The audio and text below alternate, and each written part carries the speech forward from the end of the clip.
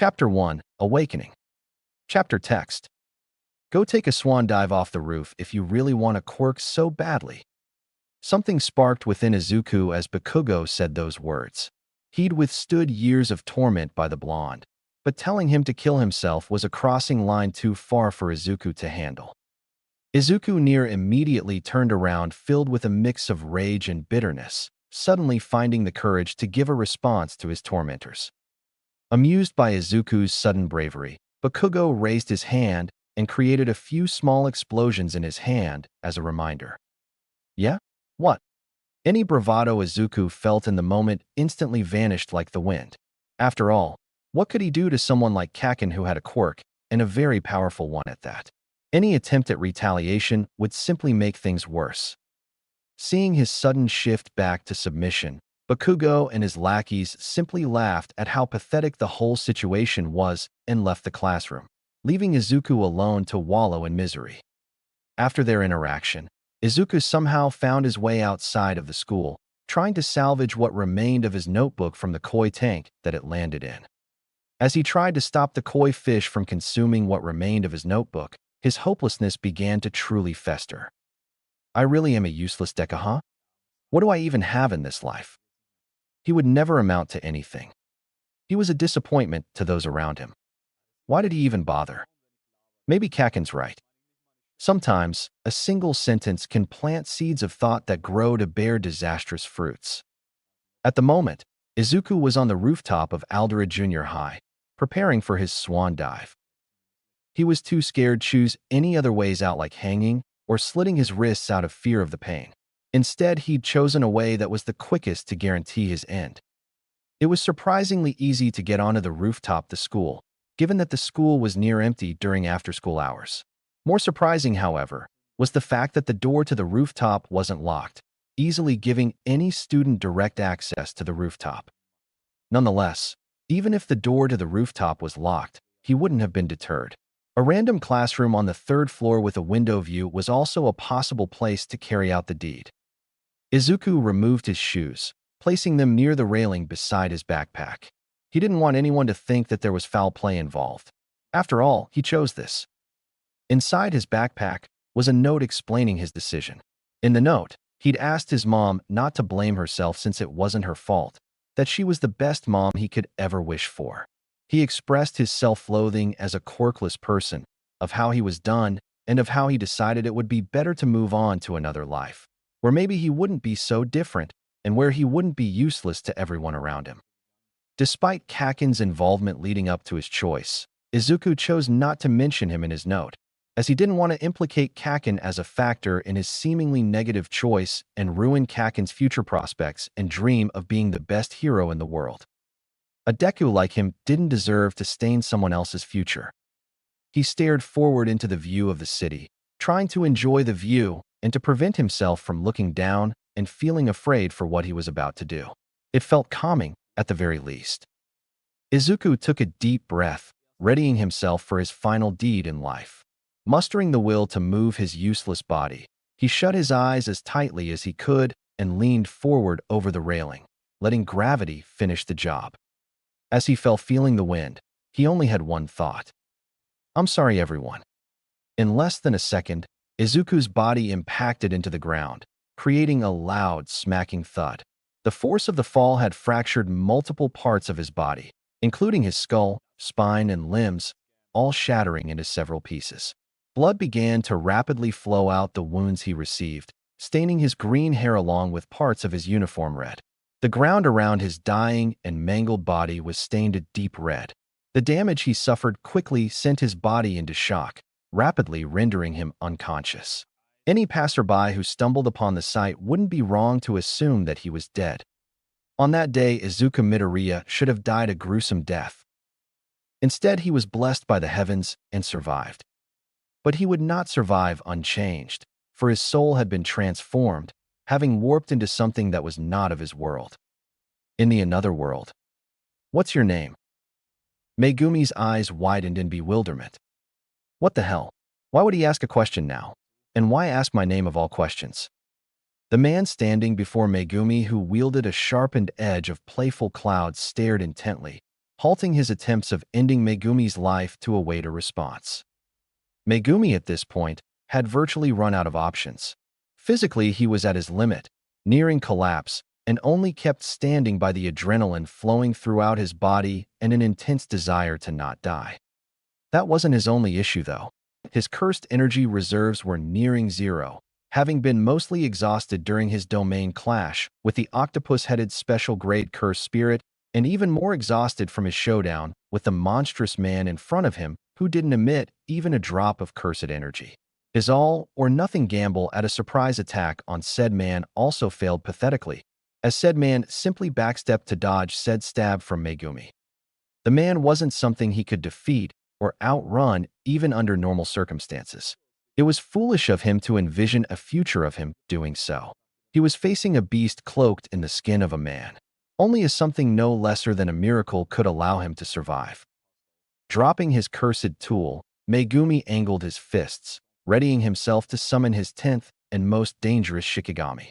Said Shikigami was never tamed throughout the history of its existence and had the power to rival Satoru Gojo, currently the strongest sorcerer alive. Summoning it in his current state would most certainly guarantee his death. However, at the very least, the man hunting him like his rabbits would also be guaranteed to go down with him, leaving no victors. Upon hearing the strange man's question, however, Megumi was briefly stunned. Overcoming his initial surprise, he decided to tell the man his name, concluding that telling or not telling the man his name likely wouldn't make a difference in the fight's outcome. Fushiguro, he replied, slight confusion lacing his voice. Near instantly, the man's demeanor changed. The neutral and blank expression on his face changed, his mouth beginning to warp into a somber smile. The void-like darkness of his scara began to fade, returning to the whites of normal eyes. A sense of clarity and awareness also appeared to wash over the man, as if waking up from a long dream. And that was exactly what Toji Fushiguro felt in the moment. Realizing that he was fighting his own son, Toji had very briefly regained his senses, breaking free of the spell he was under and returning to a normal state of mind, unclouded by an overwhelming lust to fight the strongest opponent in his vicinity. Not even experiencing an afterlife, he'd reawaken near instantaneously after his first death to find himself as a puppet of carnage, one that wouldn't stop until it broke. Somewhat aware of this fate, Toji firmly decided on his next action. He knew that there was only one thing he could do to ensure his son's safety, lest he lose himself to the effects of the seance technique again and actually succeed in ending his son's life. It's not Zenin, huh? Upon uttering that response, Toji slowly and calmly angled the sharpened edge of his once long and blunt cursed tool at the side of his head.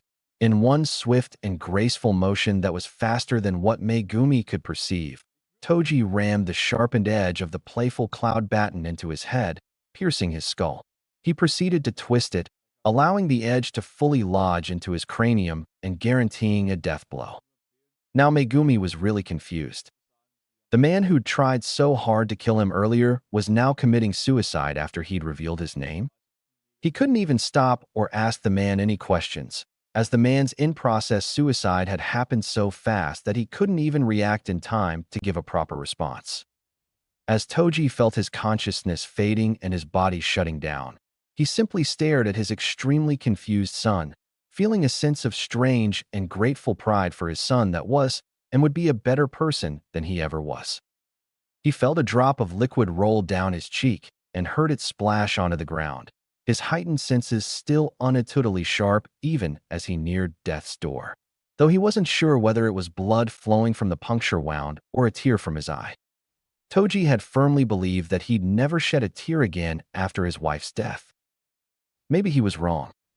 With his last breath, Toji passed his final words to his son before he died a second time. I'm glad. Looking back in his life, he wondered if things could have been better for Megumi if he hadn't left. If he wasn't a coward to overcome his past. If he'd made the effort to live up to his wife's hopes for him. What would she think of me? His wife had pulled him out of the trauma born of his past, helping him believe that he'd truly been healed from the mental scars during the years when he was treated as less than human in the Zenin clan. She managed to repair a very broken man. Yet upon her death from natural causes, said man went right back to being broken, even more perhaps, returning to his vices and worse. Furthermore, he'd allowed his pride to overcome his instincts. In hindsight, he should have hightailed the hell out the moment he saw a very insane dead man walking. Instead, he fought a battle he had no chance of winning in the first place, getting himself killed for essentially nothing in the process. Too late to do anything now. Toji could only admit that hard truth as he neared death. Knowing that his son kept his name, along with dying to save his son and dying on his own terms, allowed Toji die gladly, as he'd fulfilled a purpose, unlike the first time. In both times, he thought of Megumi. How ironic. He'd always loved the son he abandoned, no matter how hard he tried to convince himself that he didn't care. Closing his eyes for the final time, Toji accepted his fate, uncaring of whatever that awaited him. With that, Toji Fushiguro died a second time, leaving the world of sorcerers and curses once again. Death, however, was not the true end for Toji Fushiguro, for his soul and memories reawakened in another world far more different than his own. Izuku slowly rose to the surface of consciousness, escaping from the depths of his mind, gradually awakening from his deep slumber and becoming increasingly conscious and aware. In his swim to the surface, however, he was bombarded by foreign memories that flooded his mind and soul. In his memory of this world, there was no such thing as quirks, only jujitsu and sorcerers. The first memory of note he experienced was when his mother hung herself from a cherry tree, after realizing he didn't have something called cursed energy. He heard some of his relatives talking about how her body spoiled the view. It certainly did. Even the weakest, most pathetic monkeys have a tiny drop of cursed energy. But you have nothing. Then he remembered years upon years of abuse, where he was thrown into a chamber filled with horrible creatures that he could never even imagine existed. All of this was in the name of special training. There were dozens of them in the chamber. Almost every single day, he fought for his life, trying his hardest to kill every creature in there, using his fists and anything he could get his hands on, even using his teeth at times and biting madly at the creatures in hopes of hurting even one of them. Cursed spirits, they were called. When the pain was too much to bear or when his body gave in to exhaustion, the creatures swarmed him like flies to a corpse, eating him alive. In those moments, he wanted the pain to end so badly. But no matter how much damage he suffered, both mentally and physically, his body would never give in to the injury.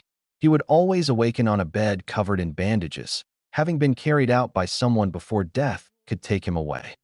The moment that he recovered from his injuries, he would be thrown back into the chamber, repeating the cycle of torment. In between his normal and special training that lasted for hours on end, he felt himself lose track of time and his surroundings. Because it's all filled with the same pain. Whenever he got used to the same pain, a new one would come along. And all he could do was to endure it. Endure it. Endure it. Endure it. On one fateful day when he was 14 years old, everything changed. He was in the chamber, enduring the same pain as usual. Somehow, on that day he'd been driven the closest he'd ever been to death. A large cursed spirit resembling a lizard landed a particularly critical blow on him, throwing him into a wall with enough force to break it. The blow was aimed at his chest, shattering his ribcage and partially collapsing one of his lungs. As he lied on the floor coughing up blood, struggling to breathe, he thought that he'd finally die for good. At least I'll be free. But instead of death claiming his soul, something awakened within him. He grabbed a piece of debris from the wall that was strewn on the ground. His body hurt so much, but he didn't care. He rushed the cursed spirit, grappling himself onto the spirit and slamming the rock into its head. Again, again, and again. He couldn't remember much of what happened after that. He only recalled being covered in blood and being baked in the stench of cursed spirits when they came to bring him out of the chamber. He once overheard a few of the clan members talking about how many cursed spirits there were in the chamber. Apparently, there were about 50, mostly ranging from grade 3 and grade 2, with a few grade 1s in the mix. He fucking killed all of them. From that day onwards, whenever they threw him into the chamber again, he would emerge unscathed and smiling. They could no longer torment him, not when he enjoyed it. No matter what was down there, he would kill it and relish every moment of it. Ah, the thrill. A few years later, he heard some gossip about how the entire clan was at his mercy, of how he could kill everyone in the clan whenever he wanted to. Even the Hei, led by the clan head Nobito Zenin, would be powerless to stop him.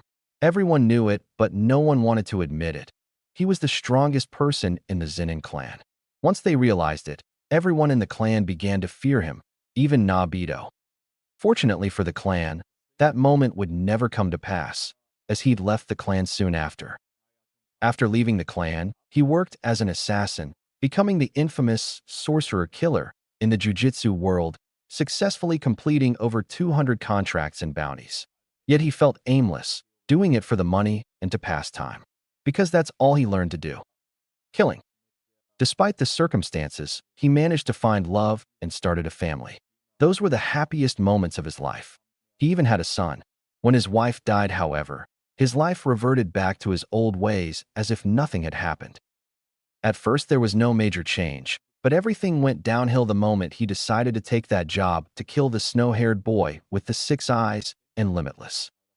The end result of this job was his death, leading to his unnatural revival and a series of blurry experiences that resulted in his death again. All these were the memories of Toji Fushiguro. Izuku experienced all of these memories firsthand. He felt everything. The pain, the struggle, the wrath. He felt it all. When experiencing and living in those memories, he wasn't himself. He was Toji Fushiguro. In fact, he'd become Toji Fushiguro. Or was he always Toji Fushiguro? Essentially, he lived an entire lifetime in a flash. Izuku Midoriya didn't exist in that lifetime. Well, who am I? The memories and experiences of the two very different lifetimes deeply confused his mind. After all, suddenly receiving a second set of memories and experiences completely different to your original life was bound to scramble anyone's mind. Am I Toji Fushiguro? Or Izuku Midoriya? Toji Midoriya? Izuku Fushiguro? God, thinking about it in that way sounded corny as hell. Eventually, he somehow felt the shape of his soul, as strange as it sounded. He didn't know how to describe it, he simply felt it. Feeling the shape of his soul, he discovered that his soul was a fusion of Izuku Midoriya and Toji Fushiguro's souls. However, Izuku Midoriya was still the base of the soul despite fusing with Toji's soul. That means I'm still Izuku. As he arrived at this conclusion, Izuku neared the surface of consciousness, ready to face whatever that came next. Izuku's eyelids began to flutter open, slowly but gradually opening. He could tell that he was lying down, feeling himself laying on a soft mattress with a pillow under his head, covered by a comfortable blanket. His face was turned upwards to the ceiling with lights blinding him, causing him to wince. Once his eyes had gotten used to the light, he tried to rise up to a sitting position despite his body aching with pain. As he slowly sat up, he felt someone rushing over and hugging him. It was his mom. She was bawling her eyes out, the tears flowing out without reservation, mixed with fragments of sentences and broken words that escaped her quivering lips in a desperate attempt to articulate the concern and shock she felt. Awkwardly, Izuku could only hug back as he let his mom cry a river for about a minute or so before she calmed herself down enough to say something that sounded coherent and understandable. However, in the midst of hugging her, he noticed something strange. There was light surrounding her in the shape of her body, almost like an aura that was radiated by her body. He couldn't find words to describe the color of the light, as its color was beyond what the human mind could conventionally perceive. Upon laying his eyes on this phenomena, Izuku immediately knew what it was. The shape of the soul. The shape of the soul appeared as a strange light that encompassed the body. The body is the soul, and the soul. Izuku understood this very clearly. In spite of this, the shape of the soul was not completely static. It undulated and shifted in response to the individual's thoughts, memories, and emotions. However, Izuku could never fully understand how it shifted, he could only perceive it. So this is what Toji sees, guess I'll have to get used to it. Izuku, you're finally awake. Heave please Please don't you ever dare doing anything like that again. I'm so sorry, Dash. Mom, it's not your fault. Izuku interjected. He recalled his life as Toji, where he'd never felt love or compassion from anyone except his wife. Shit, that felt weird, think about. Tears also began to well up in his eyes, streaming down slowly. I should be the sorry one here. What I did hurt you the most. He continued on, not wanting to see his mom to blame herself for his stupid, horrible mistake of trying to take his own life. Having Toji's memories and experiences allowed him to truly appreciate his life as Izuku. Even as a quirkless person, he'd never suffered as much and as severely as Toji did. More importantly, the experience had allowed him to value his family even more than ever, especially his mom. Eventually, once both of them calmed down enough from their sobbing session, Izuku began to ask questions about what had happened. So, what happened after I fell? He queried sheepishly, cringing mentally at his decision. Some passerbys found you and called for an ambulance. According to them, they thought you were dead, but one of them mustered the courage to check your pulse and found that you were still alive. Inko's face shifted into a slightly grim look, painting to continue her account.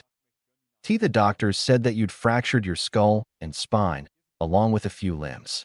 Several of your internal organs were badly bruised. A few of your muscles also tore. The worst injury was the brain hemorrhage. Initially, they said that even if you woke up, you'd likely be a vegetable. I was so scared. You underwent so many surgeries, she recalled. Suddenly, her tone shifted slightly into that of disbelief, as if she was thinking of something she couldn't understand.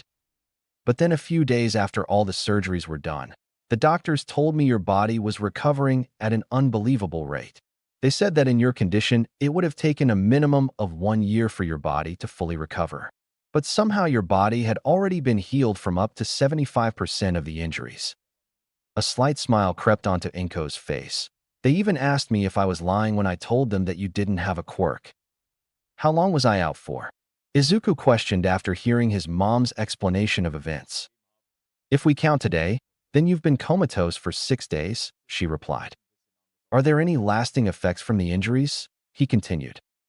I'm not so sure, alright. I'm supposed to get the doctors here once you woke up. They can explain it better than I can. Just give me a moment while I get the doctors, okay, Izuku? Sure, Mom, he approved. Temporarily ending their conversation, Inko smiled and left the room to get the doctors, leaving Izuku alone in the room. Taking a look around the room, he found nothing special. The room resembled the hospital rooms you'd see in movies and shows. Clean, white, filled with medical equipment. The usual. There was an armchair in the corner, likely where his mom sat while she waited for him to awake from his coma. Finishing his survey of his surroundings, he began to inspect his body, finding himself clothed in a hospital gown. His body ached slightly when he moved, but it wasn't too bad. Compared to what he experienced as Toji, this was nothing. Expectedly, his hands and legs were bandaged, along with a few bandages that he could feel covering his chest. Notably, there was an 4 tube connected to his left wrist. But what arguably shocked him the most, the fact that he was wearing a fucking adult diaper. Never in his life would he think to find himself wearing an adult diaper. But it was understandable, considering that he was in a coma. Luckily, he didn't wake up with piss or shit in the diaper. Sighing, Izuku placed his right hand onto his face in shame. Upon doing so, however, he received his second shock after awaking from his coma. There was a wound dressing patch on the right side of his face, more specifically covering a part of his cheek and the edge of the right side of his lip. Shit, that scar followed me here. He always hated that scar. It was the first scar he'd received after being thrown into the chamber as Toji. It was the greatest reminder of what he'd suffered. So much for the body being the soul, and the soul being the body. In all honesty, he should have expected this when he realized that Toji's soul had fused with his. On the subject of souls, it seemed that he had retained his heavenly restriction from his lifetime as Toji. Given his ability to perceive the shape of souls and healing factor, this fact was undeniably confirmed. Whether he would or should pass it off as a quirk was a different matter he'd worry about later. Removing his hand from his face and glancing at said hand, Izuku merely smiled. He wondered how a heavenly restricted person would interact with this world of quirks. But one thing was for certain. It was going to be interesting. Chapter 2. Aberration of Nature. Notes. See the end of the chapter for notes. Chapter text. A pleasure to meet you, Mr. Midoriya. I'm glad to see that you're awake. Thank you, and your dash? Izuku asked. The man before him smiled. Dr. Miyazaki, trauma surgery specialist for Watanabe Memorial Hospital. I'm the doctor who performed most of your surgeries you underwent and the main doctor assigned to your case. Dr. Miyazaki appeared to be a man in his mid-40s that possessed a thin face, a side effect of his busy life as a doctor. Beneath his eyes were mild dark circles, indicating that he hadn't slept enough for the past few days. His hair was neatly combed to one side, showing signs of graying at the roots.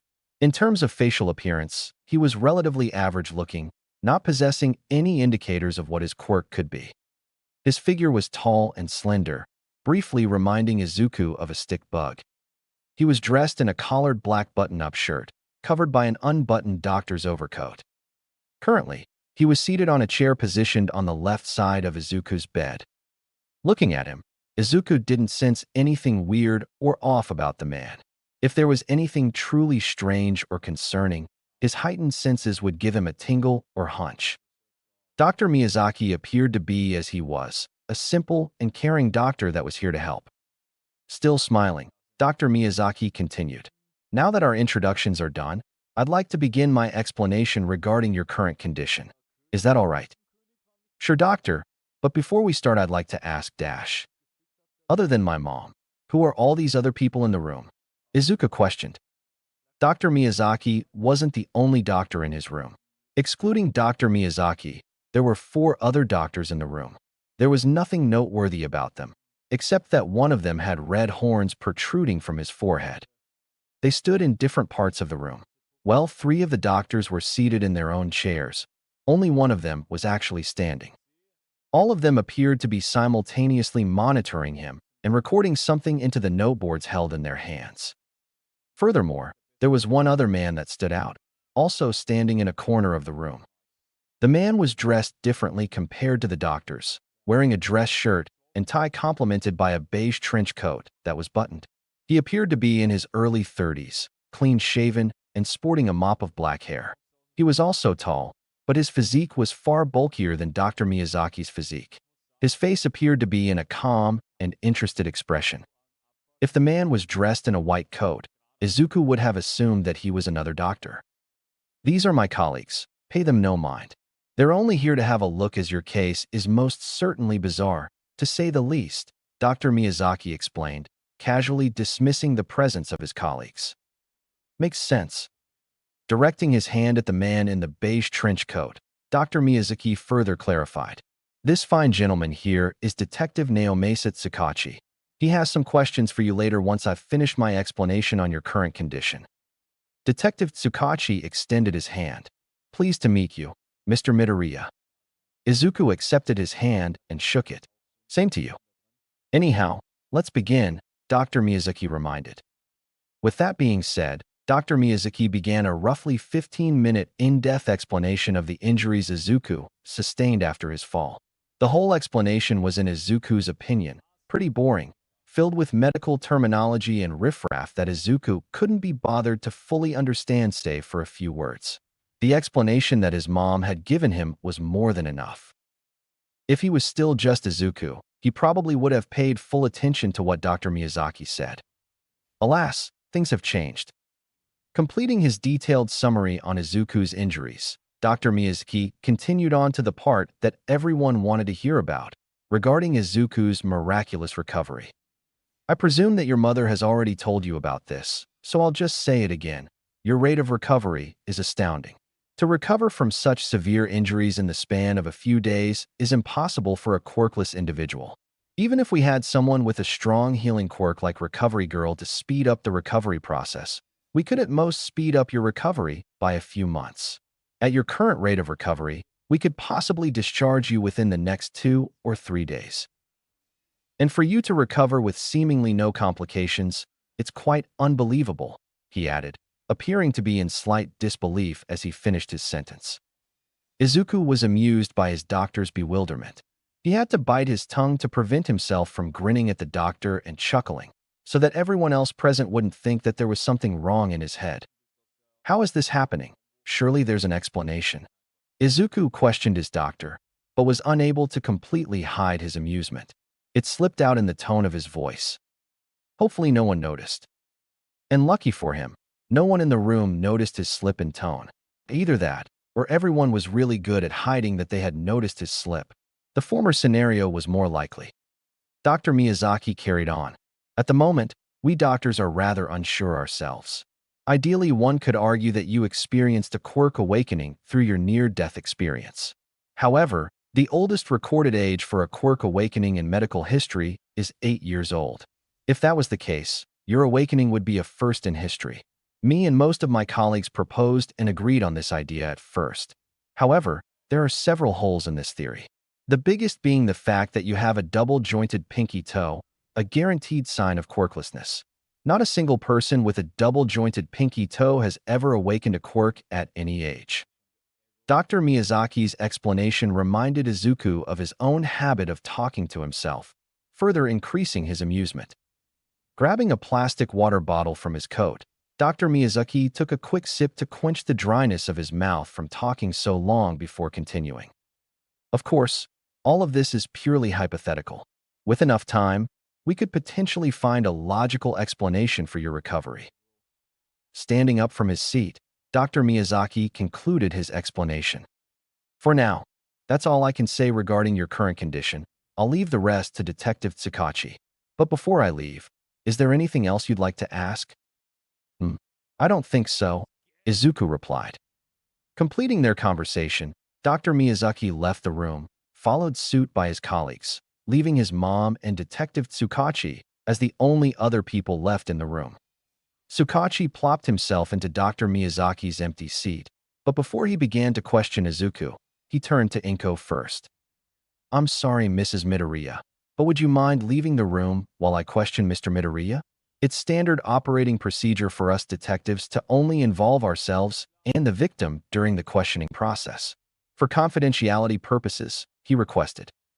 Of course, Detective. Inko was slightly surprised by the detective's request, but complied with it. Seeing her slight surprise, Tsukachi smiled to ease any worries she might have had. You don't need to worry, Mrs. Midoriya. Assuming that everything goes smoothly, it won't take long for the questioning to be done. Inko smiled in response and stood up, preparing to leave the room. Before she left the room, she told Izuku one more thing. Izuku, be honest with him and don't hide anything. Inko proceeded to leave the room, allowing Tsukachi to proceed with his questioning. Detective Tsukachi pulled out a device that looked to be some kind of recorder and placed it on a table next to Izuku's bed. What's with the recorder? Izuku asked.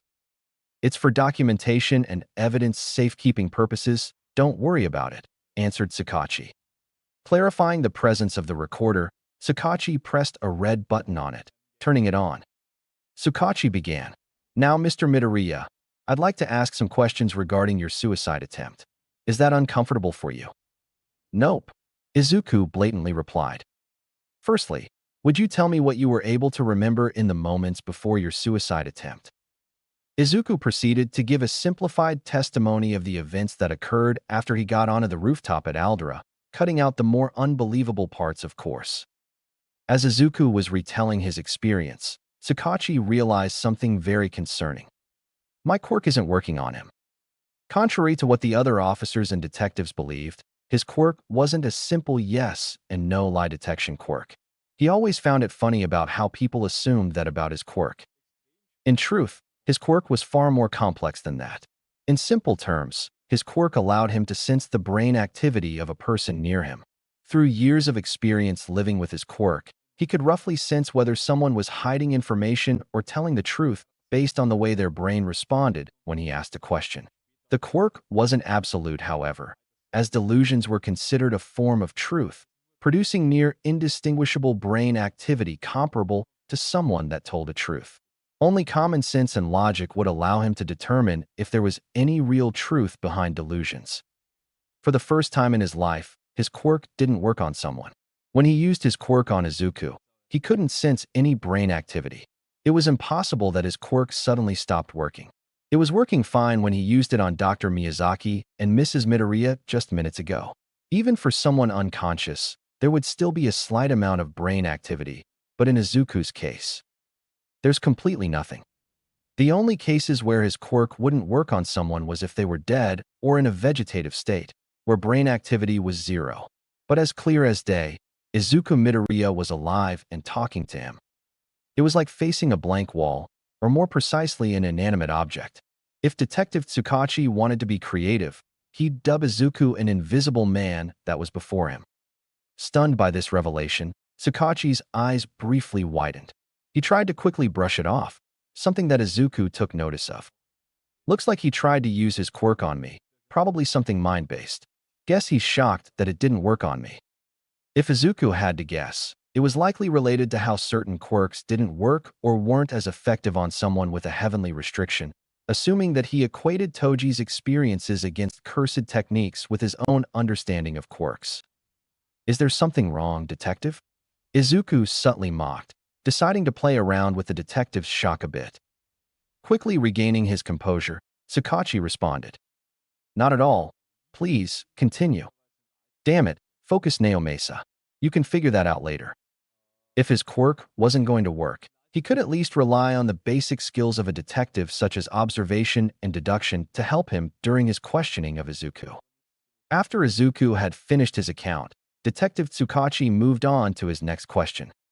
Next, during your suicide attempt, what were your feelings and thoughts? The question sounded rather insensitive, but as a detective he needed all the information he could get. Rates of quirkless suicides were rising fast these days. Most of the time, these people were victims of bullying and abuse.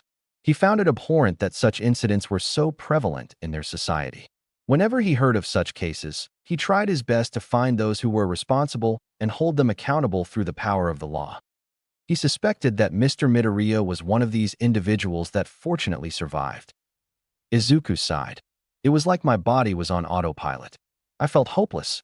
I wanted to get rid of my useless self. Even as I fell, I didn't have any regrets. It was only after I woke up and saw my mom that I realized how foolish I was. Tsukachi nodded in response. Matches up with what you wrote in that suicide note. Moving on, do you have any idea when these thoughts and feelings started? He followed up. Well, it's just that a lot of people around saw me as someone that was useless, someone who wouldn't amount to anything in his life. I guess their treatment got to me. I see. Were you bullied or abused by those around you, such as your friends in school? Izuku paused for a while. You could say that. Is there anyone specific that coerced or influenced you? Any names? No. That was a fat lie on Izuku's end. Tsukachi was taken aback by Izuku's answer. Mr. Midoriya, I can only help you if you're honest with me. Are you? No, Izuku firmly repeated.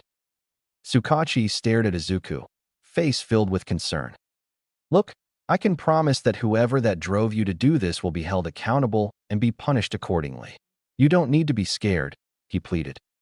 No, Izuku reaffirmed unflinchingly. Tsukachi scanned for any signs of fear or hesitation on Izuku's face, but instead found that his facial expression was deadpan. Tsukachi could have sworn that Izuku's face even looked mildly annoyed. In fact, there was something unsettling about the way Izuku looked at him. There was no concrete way to identify it. He was only able to recognize it through years of experience in interrogation and questioning villains. Izuku's face didn't show it, but his eyes appeared cold and calculating, as if he was analyzing something in disturbing curiosity, not too dissimilar to how a wolf would look at its prey. He's just a kid. You're imagining things, Naomesa. The reality was that Izuku didn't care anymore. Spending a lifetime as Toji gave him a new perspective on people like Bakugo. Toji was taking a stroll around the Zenin estate when in the corner of his eye, he noticed a small black mass that moved towards him. His heightened perception allowed him to instantly know who it was the moment said person entered his field of view.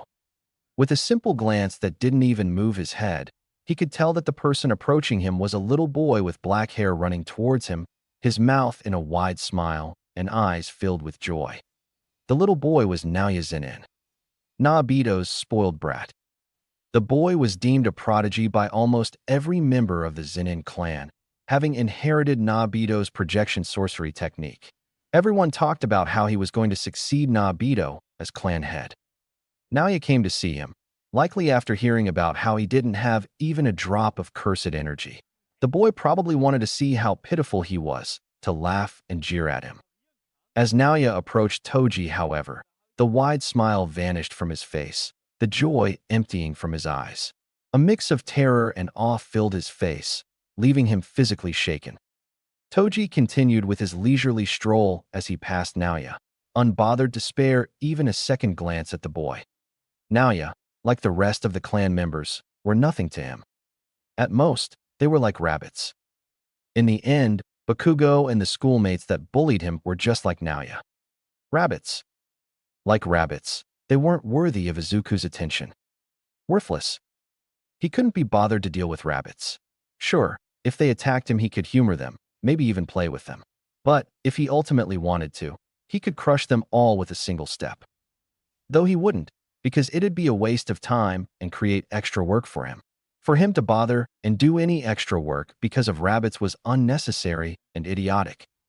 With Toji's experiences and memories accompanied by a heavenly restriction, this perception was no longer just a mere thought. It was a fact.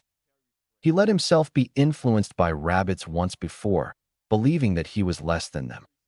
But he wasn't going to let it happen again. A wolf doesn't concern himself with the opinions of rabbits. Only a fool would be concerned over rabbits. Besides, it would be far more interesting to see if Bakugo's antics would lead him to more trouble in the future, where he would risk losing more as a hero in training.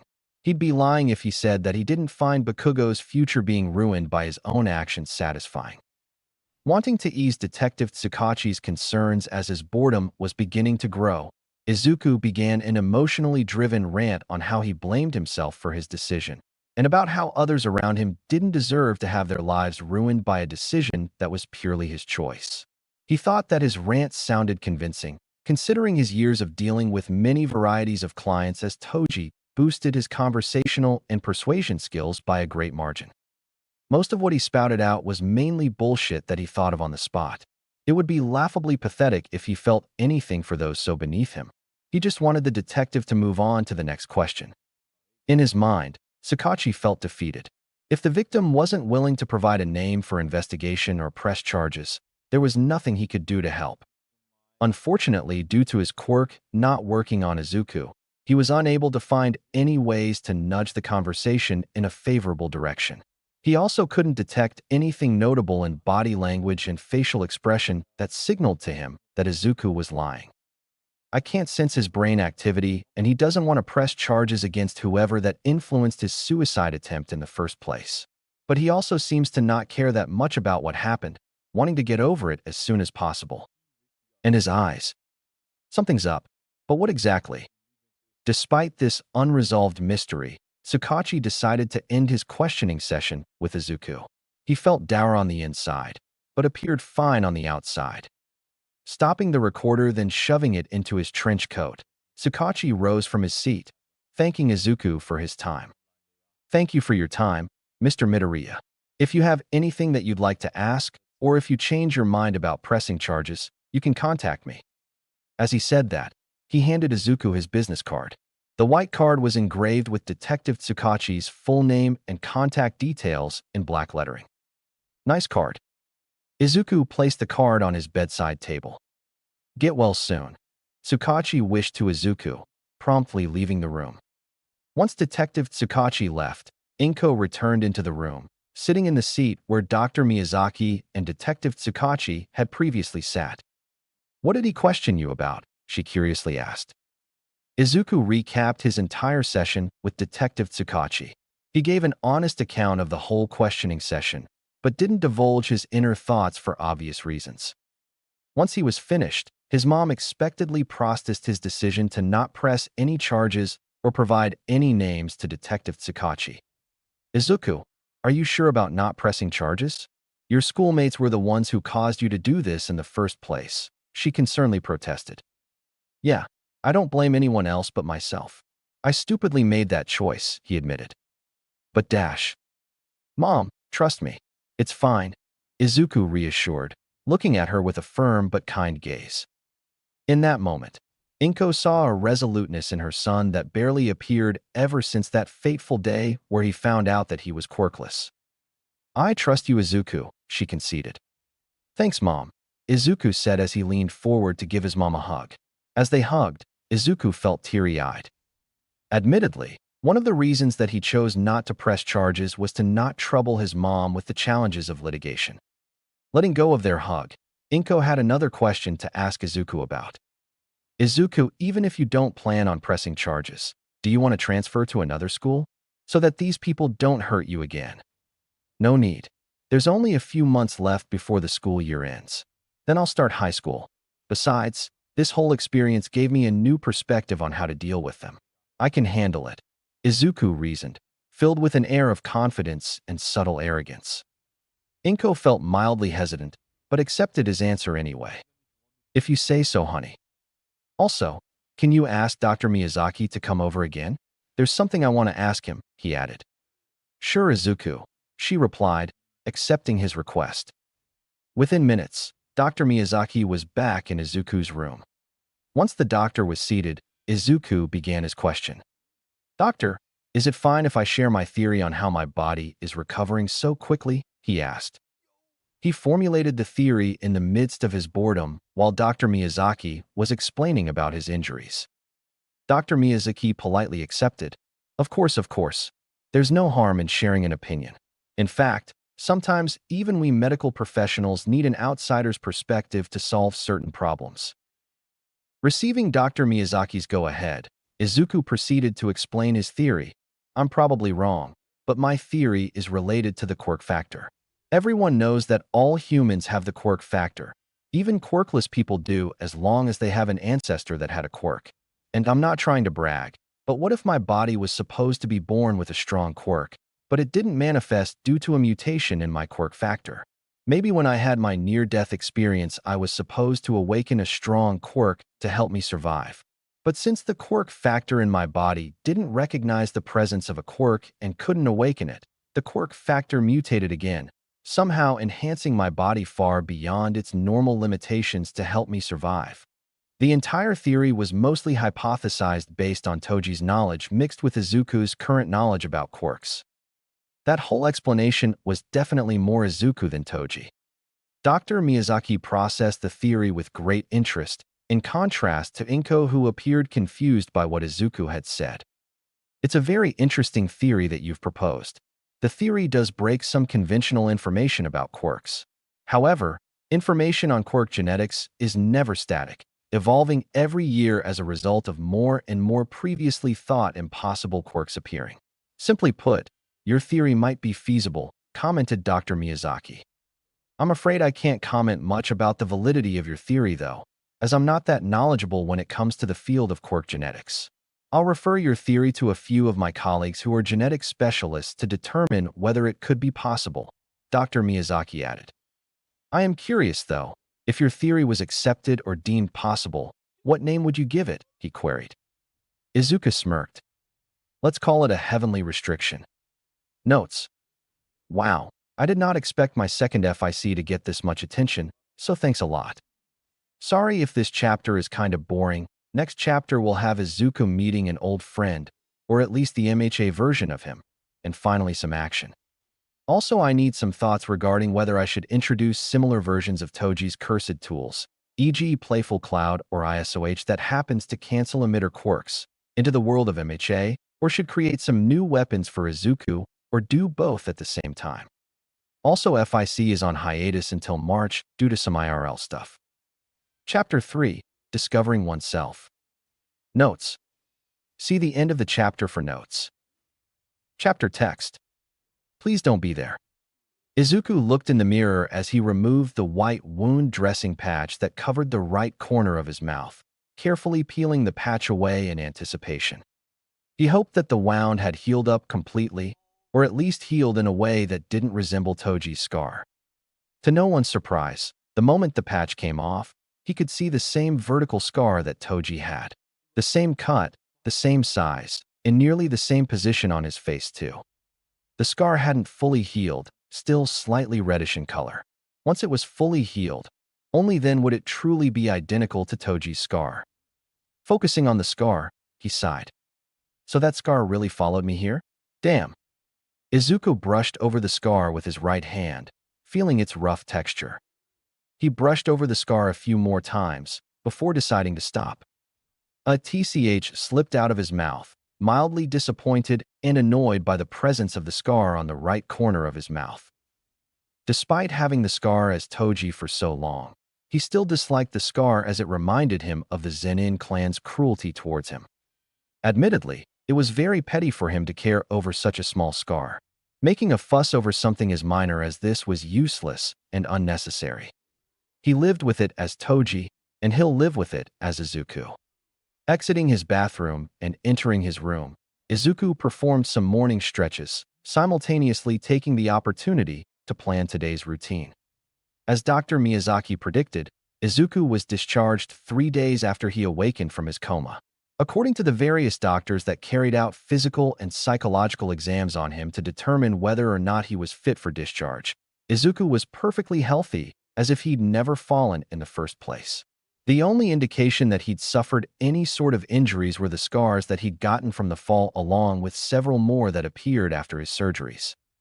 His notable scars included a long surgical scar that ran down his spine, a large scar on his left collarbone, where his clavicle had pierced his skin in an open fracture, for surgical scars on various areas on his chest as a result of repairing his rib fractures, an irregularly shaped scar similar in shape to a leaf on his left forearm, where he'd experienced a second open fracture, and lastly, 2 surgical scars that ran down his shins. There were also 2 surgical scars on his head, but they weren't visible due to being obscured by his hair. Other than that, there were also a few other minor surgical scars from repairing fractures scattered around his body. The only scar that bothered him was the lone scar on the right corner of his mouth. The doctors said that it was miraculous that he only suffered 1 injury to the face. In all honesty, he didn't mind having more scars on his face, as long as it was anything other than the single cut-shaped scar that served as a loathsome reminder. Based on his injuries, it seemed that the left side of his body took the brunt of the impact when he fell. Izuku assumed the reason that he had an abundance of scars was as a result of his heavenly restriction not fully manifesting immediately after he impacted the ground, providing him with an inferior healing factor. If his heavenly restriction was complete after he had his injuries, not a single injury would have left any scarring on his body. What was more shocking to the doctors, however, was that Izuku's physical condition was beyond peak. In fact, Izuku's body appeared to be similar in structure to someone with a strength-based quirk despite technically still being quirkless, his muscle density having increased by an extreme but undetermined amount. Izuku could still remember the wide eyes and gaping mouths the doctors had when they received the results. Upon receiving the results, all of the doctors approached him separately, requesting that they run more experiments and tests on him. Izuku refused all of their requests, proposing that he'd only accept if they were each willing to pay him 20 million yen, which was apparently slightly below half the yearly salary of an average surgeon in Japan. The doctors were obviously offended by his offer, finding it atrocious and unnecessary. In turn, they turned to begging Dr. Miyazaki for approval to run their tests on him. In response, Dr. Miyazaki claimed that he would deal with and look into the matter himself, demanding the doctors to calm down and not harass Izuku. On a less annoying note, his psychological assessment went smoothly. The psychologist determined him to be mentally stable in spite of his previous suicide attempt, deeming him fit for discharge without the need for medication. Even if he was forced to take medication, it would have been ineffective due to his heavenly restriction, granting his body a resistance and tolerance to the effects of medication and drugs. In total, he spent about 11 days in Watanabe Memorial Hospital, 8 of which that were spent in a coma. He arrived home yesterday around the afternoon. The rest of his day at home involved him lazing around. The reason for this was because Dr. Miyazaki permitted a week-long medical leave for him to further rest and recuperate at home before returning to school, so he wasn't in a rush to get anything done. He mainly did a decent amount of self-reflection and spent some time compounding his thoughts about the changes that had transpired in his life so far. Izuku still wanted to save people and become a hero. Even after obtaining Toji's memories, experiences, and most significantly merging with a portion of Toji's soul, his core personality mostly remained the same, untainted by Toji's more abhorrent and villainous traits, e.g. Toji's willingness to kill innocent people, even 14-year-olds as long as he was paid to do it, or Toji's general indifference and uncaring nature towards those around him. Despite that, he wasn't completely clean. Toji's personality manifested in other more minor but still significant ways. For starters, taking human lives was no longer an issue for him. He wouldn't kill innocent people no matter the situation, but killing villains or criminals was no longer a moral dilemma for him. Secondly, he'd become more spiteful towards people that scorned him, such as Bakugo. Nonetheless, he wouldn't trouble himself with any plans of revenge, preferring not to waste his time and effort unless the blonde did something first. Then he would respond in kind. Still though, it'd be fun to see Bakugo's face if he got into UA. Thirdly, he felt very inclined to avoid doing any extra work for free if he was capable of squeezing any money out of it. If it was something actually serious that posed any sort of real threat or urgency, he wouldn't hesitate to deal with it no matter what. For more mundane matters, however, there was no harm in trying to earn some extra cash. All three of the previous traits paled in comparison to the next one. The most damning personality trait of Toji that manifested in Izuku was a desire for the thrill of battle and the hunt. This bloodlust that Izuku subtly craved was undoubtedly why Toji chose a life of violence and crime instead of picking easier jobs like working in construction or being an athlete where he was guaranteed to dominate. Given that the majority of people in the world of jujitsu and curses had no special abilities.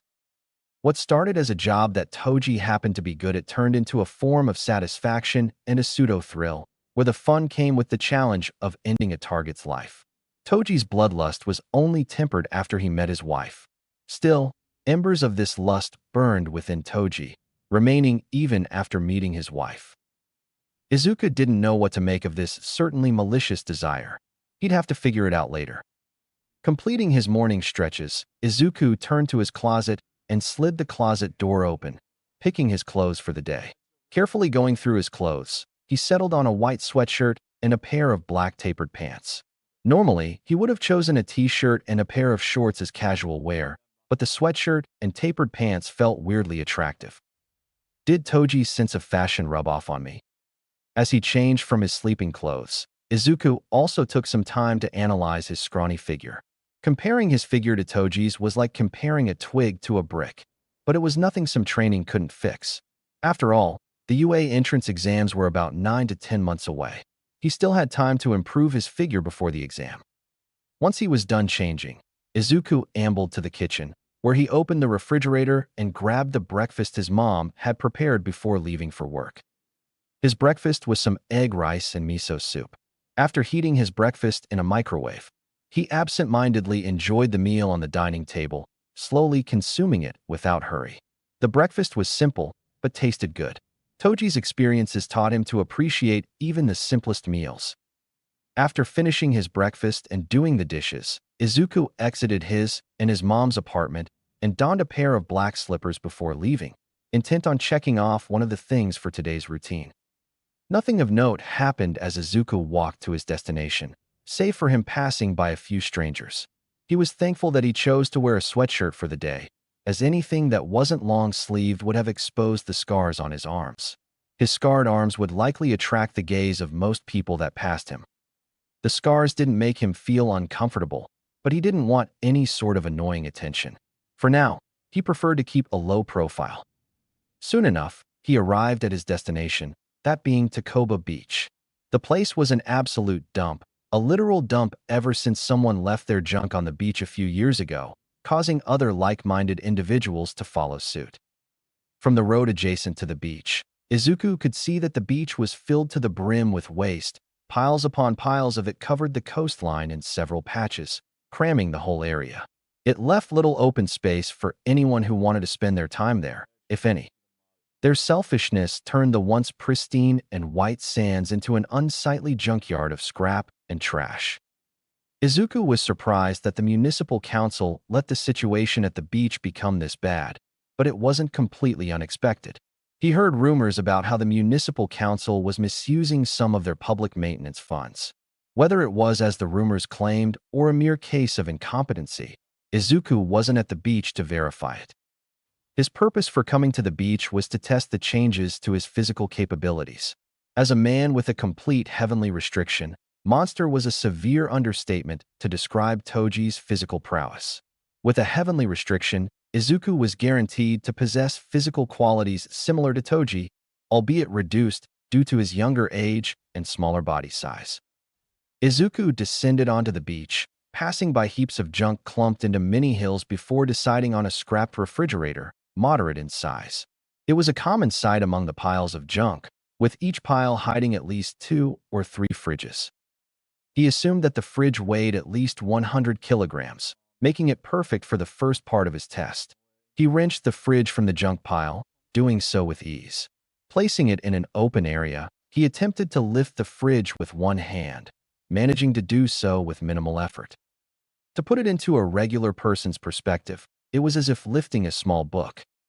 Continuing to test his limits, Izuku scoured for more similarly sized and weighted fridges, stacking them on each other and lifting them with one hand. Eventually, he reached 8 fridges before beginning to feel any kind of strain. Confident in his physical prowess, Izuku found a small scrap truck. The back of the truck was loaded with heaps of scrap metal, mixed with a few discarded electronic appliances. He lifted the truck off the ground using both hands, doing so with moderate effort. If he had to guess, the truck along with its load weighed a total of roughly 5 tons. However, he wasn't able to lift the load for long, lasting for about a minute before his arms gave in to exhaustion. Suddenly compelled by an intrusive thought, Izuku dragged the truck a distance away from the junk pile in front of him. Placing a foot on the truck, he prepared to launch the truck into the junk pile, just because. This feels vaguely familiar. Did Toji do something like this while he was under the effects of the old hag's technique? Izuku shoved the truck with a simple kick, causing it to barrel into the junk pile. The truck skidded in the sand before ramming into the junk pile, creating a strong collision that sent several pieces of junk flying. One of these pieces, a piece of scrap metal, flew towards Izuku's direction. Boredly, he dodged the chunk, sidestepping it easily. Proceeding to his next test, Izuku looked for something that was solid and durable. Eventually, he found a large black safe. It was close in height to him, just a little shorter. The lock of the safe was broken, revealing its empty interior and the reason as to why it was discarded. Too bad. Might have had something valuable inside. The safe seemed to be layered with thick metal, durably resistant and perfect for what he was about to do next. Laying the rectangular safe flat on the sandy ground, he raised his right hand and balled it into a fist, slamming it downwards into the safe. The punch was mediocre, lacking any serious strength with roughly average effort. For a normal person without any sort of quirk that enhanced strength, the effort used would have struggled to bruise a person, creating at most some mild pain that would quickly fade. In Izuku's case, such an action punched through the safe like a pile driver, shattering it into metal chunks. The safe was destroyed in a near instant, producing a loud boom followed by a dust cloud.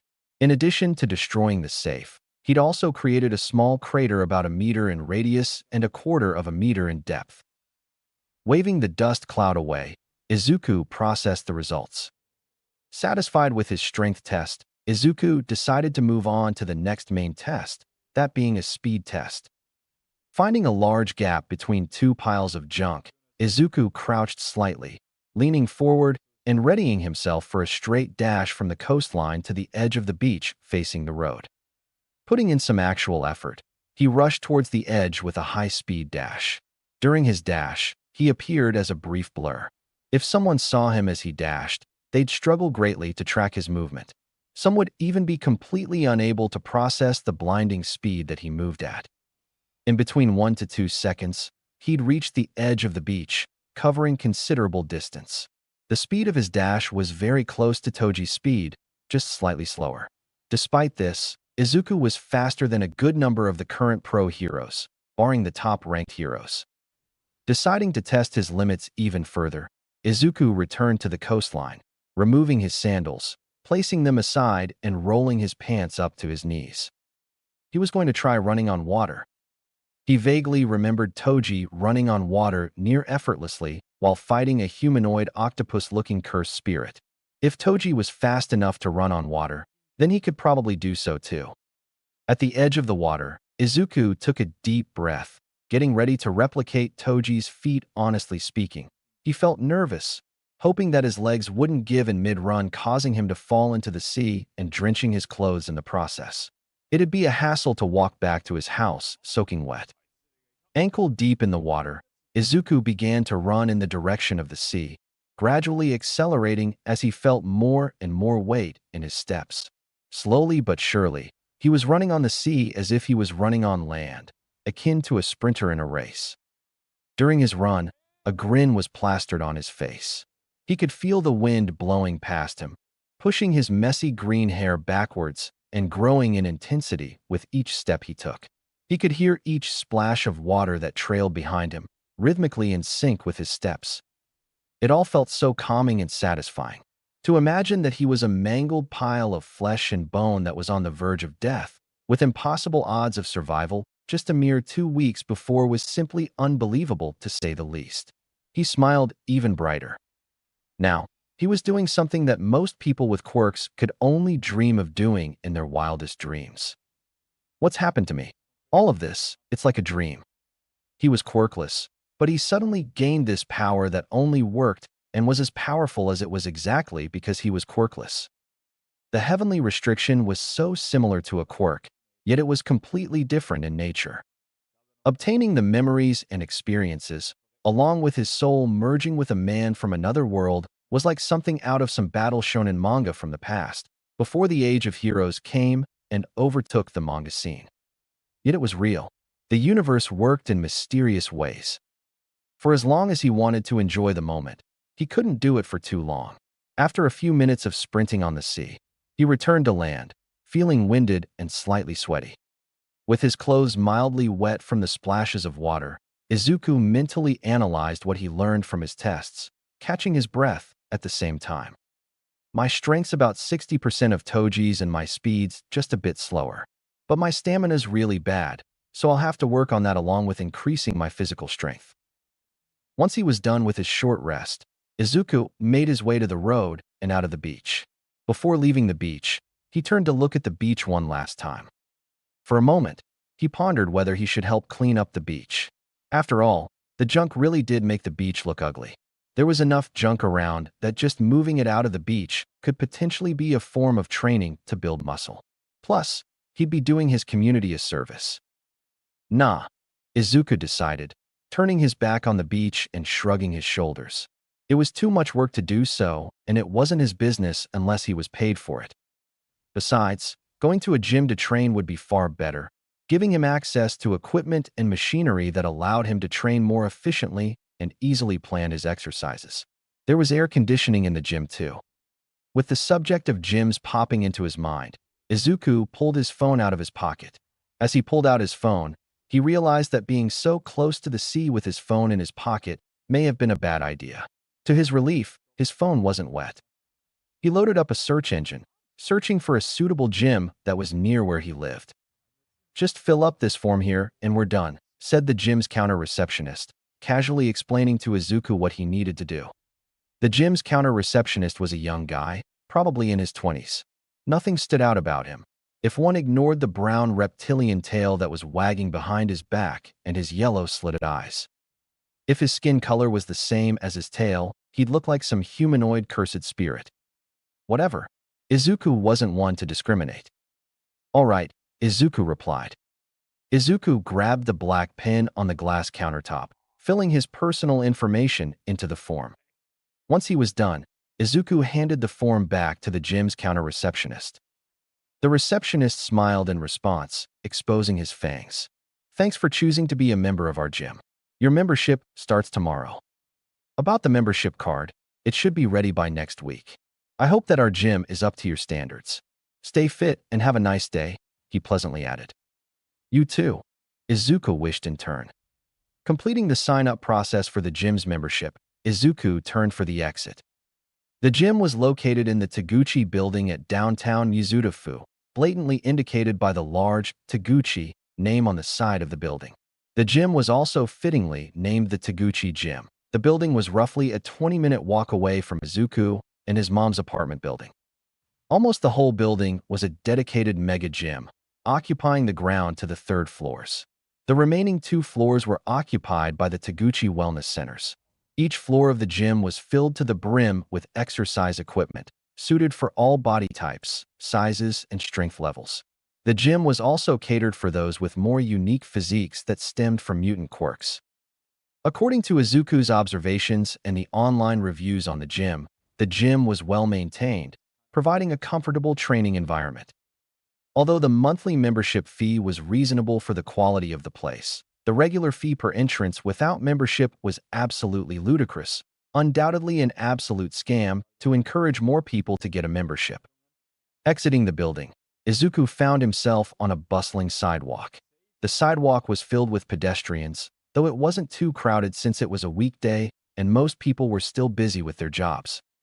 As he walked away from the building, Izuku fished his phone out to check the time and found that the time was close to noon. Seeing this, he decided that it would be convenient to get some takeout nearby. Once he was done waiting for the food along with walking back home, he'd probably be hungry enough for lunch. Strolling around the streets of downtown Mizutofu, Izuku eventually found an izakaya restaurant, a common type of restaurant in Japan that also doubled as a bar. The food in this type of restaurant was usually cheap and decently good for the money spent. Entering the izakaya, Izuku found himself a seat that was deeper into the izakaya. Soon, a waiter approached him, greeting him politely and handing him a menu. Once he picked his order, Izuku called the waiter over, confirming his order and adding that he wanted it packed for takeout. While waiting for his food, Izuku disinterestedly looked around the restaurant, noticing that more and more people were coming into the izakaya as lunch hour arrived. Not long later, his food, a katsudon dish, was ready, neatly packed in a container held by a plastic bag. Approaching the counter, Izuku paid about 1,100 yen for his food. As he turned around to leave, he noticed that the TV in the izakaya was playing something that was familiar to him. A live horse race was broadcasting on the TV, attracting the attention of several patrons, including Izuku. And they're off, with Mikazuki and Hayashi leading neck to neck. Aikawa is trailing close behind the two, followed by Akiyama and Sato. The rookie number 6 Ito appears to be gaining fast. Whether he overtakes Tanaka remains to be seen, announced the commentator enthusiastically. Izuku watched the race with interest as he walked through the restaurant towards the exit, head pointed in the direction of the TV. Might be fun to gamble again, but I don't have much to gamble, so it might be. Unexpectedly, Izuku felt himself bump into something. Looking forward, he found the left side of his torso in contact with the outstretched hand of another patron, a dark-haired middle-aged man with gray stubble. On the ground was a shattered glass of sake on the ground, the clear liquid contents exposed for all to see. Oops. Apparently, the man was regaling a grand story for his 3 other also middle-aged friends to hear.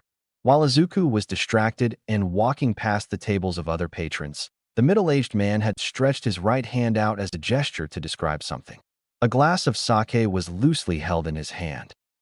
Accidentally, Izuku bumped into the middle-aged man's hand that was in the way, causing the man to drop his glass. Immediately, the man was infuriated. "Why?" he loudly exclaimed in anger, attracting the attention of everyone in the restaurant. His friends gave dirty looks at Izuku. Standing up to confront Izuku, the middle-aged man continued, "Look where you're walking, Basta Dash." Before the man could fully stand up or complete his insult, he locked eyes with Izuku. Why is he looking at me like that? What is this? How is he making me scared? He's just a kid. Izuku glared daggers at the man.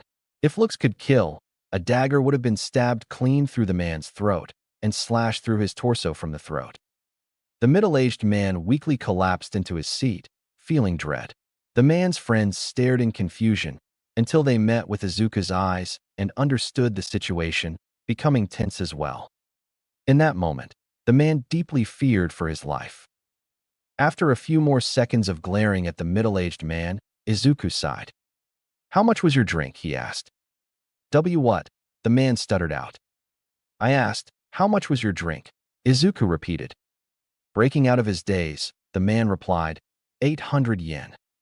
Pulling his wallet out of his pocket, Izuku nonchalantly handed the middle-aged man a 1,000 yen bill. "Keep the change. Sorry for the trouble," Izuku apologized, trying to sound relaxed. Settling the problem, Izuku exited the izakaya, leaving the man stunned.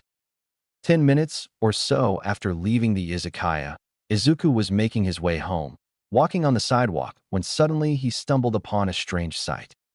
There was a floating purse going in the opposite direction that he was walking in, bumping into people around it. With a simple glance, Izuku could tell that it was a man running as fast as he could based on the shape of a soul that emitted around the purse. It appeared that an invisible man was holding the purse. Upon closer inspection, the man was camouflaged with his surroundings, attempting to cover the purse with his camouflaged arms. The camouflage wasn't perfect. The man's physical silhouette could still be seen, but to someone who wasn't paying attention, it would easily pass as invisibility. Izuku stared at the camouflaged man as he ran past him, observing what was happening when a red-headed young woman entered the scene soon after, chasing the camouflaged man. "That's my purse. Thief!" she yelled out, catching the attention of the other pedestrians around. Hearing this, Izuku slowly turned around to the direction of the thief and handed his takeout to a random older lady next to him, much to her confusion. "Hold this for a second," he requested. He closed the distance between him and the thief with a single flash step, startling everyone around him with his speed. Grabbing the thief by his shoulder, Izuku turned the thief to face him, much to the thief's shock. A wadash was all the thief could say before Izuku's fist smashed into his face.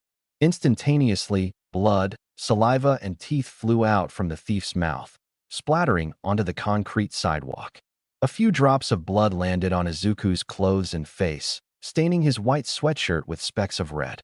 The 3 teeth that flew out of the thief's mouth bounced on the ground, with one tooth landing on the shoe of a horrified bystander. If Izuku wanted to be pessimistic, he'd assumed that his punch had broken the thief's jaw and cheekbones. To be honest, the punch was a love tap from Izuku. He didn't want to punch someone's head off or crush their skull into paste in broad daylight. Losing his focus, the thief disabled his camouflage as Izuku punched him, revealing his physical appearance. Before the thief flew from the force of Izuku's punch, Izuku grabbed the thief by his collar, pulling him closer. Reeling from the extreme pain and shock, the thief couldn't find the strength or focus to defend himself from Izuku, letting Izuku hold him limply.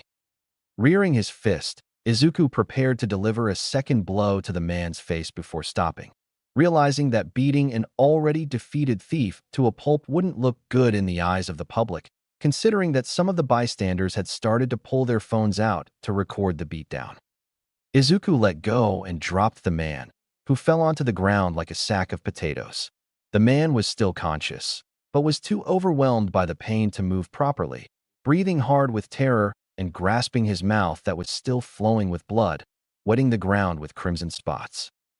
Knowing that staying too long would lead to him getting questioned by a pro-hero or the police, Izuku quickly turned away, wiping the specks of blood off his face and speed walking away from the crowd that had formed around the thief laying on the sidewalk. Luckily, the older lady that he entrusted his takeout with hadn't run away with the food, staring in awe and fear as Izuku approached her. Izuku thanked and took the plastic bag from her, wanting to leave the area as soon as possible. Before he could leave the area, however, the red-headed young woman trailed behind him and called out to him. "I can't thank you enough stopping that thief, mister," she thanked, profusely bowing in respect. "How can I repay you for helping me?" she added, intent on showing her gratitude. Izuku thought about it for a while, before deciding that getting some cash to cover for what he spent today would be nice. Izuku replied, "I just want 8,000 yen in return to cover for some things that I bought today." The price for that gym membership and card was reasonable, but not cheap. Hopefully his request wasn't too much for the red-headed woman to fulfill. Gladly, the woman opened her purse, handing Izuku a 5,000 yen note and 3 1,000 yen notes before thanking Izuku once again and leaving. Izuku shoved the notes into his pocket and continued on his way home. On his way home, Izuku was swiftly struck by an epiphany. I should be a bounty hunter. That way I can get that thrill and satisfy my urges while also earning some extra cash on the side, perfectly killing two birds with one stone. It was a great idea that made him feel stupid for not thinking about it earlier. He wouldn't hunt innocents and civilians as bounties, of course, but villains and criminals were fair game. Essentially, he would do some contracted vigilantism. Izuku grinned in anticipation for what he would soon do. Notes. Surprise. I said I was on hiatus, but I managed to pump out a chapter earlier than expected during the spare time I had. Izuku meeting an old friend was supposed to be in this chapter, but this chapter was longer than I expected at 5K plus words. So I can promise you all that this old friend will appear in the next chapter. After this chapter, hiatus is still on until March, since I don't think I have time to write another chapter after this week. Also, Happy Chinese New Year for my fellow Chinese readers. Chapter 4, Relapse, Part 1. Notes. See the end of the chapter for notes. Chapter text. After his epiphany on the way home, Izuku spent more time refining his thoughts. It wasn't befitting of someone who wanted to be a hero, but he believed it to be the most morally sound and optimal to get what he desired.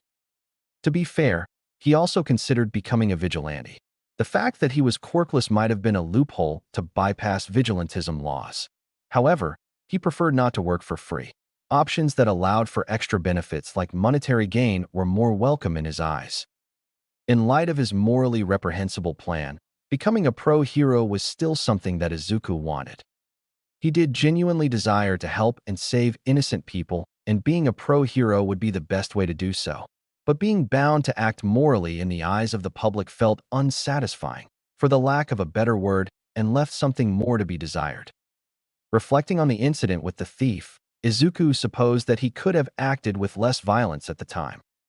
If all was as it seemed, the thief just had a camouflage quirk that wasn't dangerous and a nuisance at most. In hindsight, he should have just grabbed the thief by the shirt and held him in place until a pro-hero or police arrived for the arrest. Instead, he instinctively slammed his fist into the thief when it wasn't necessary in the first place. He held back, but he was already readying his arm for a second blow and likely a few more before reason kicked in. When his fist slammed into the thief's face, he appeared stoic in the eyes of the bystanders for stopping a criminal, even though the way he acted was questionably excessive. He did it to help, but there was a less noble side to it. Truth is, he enjoyed the moment. The moment his fist impacted into the thief's face.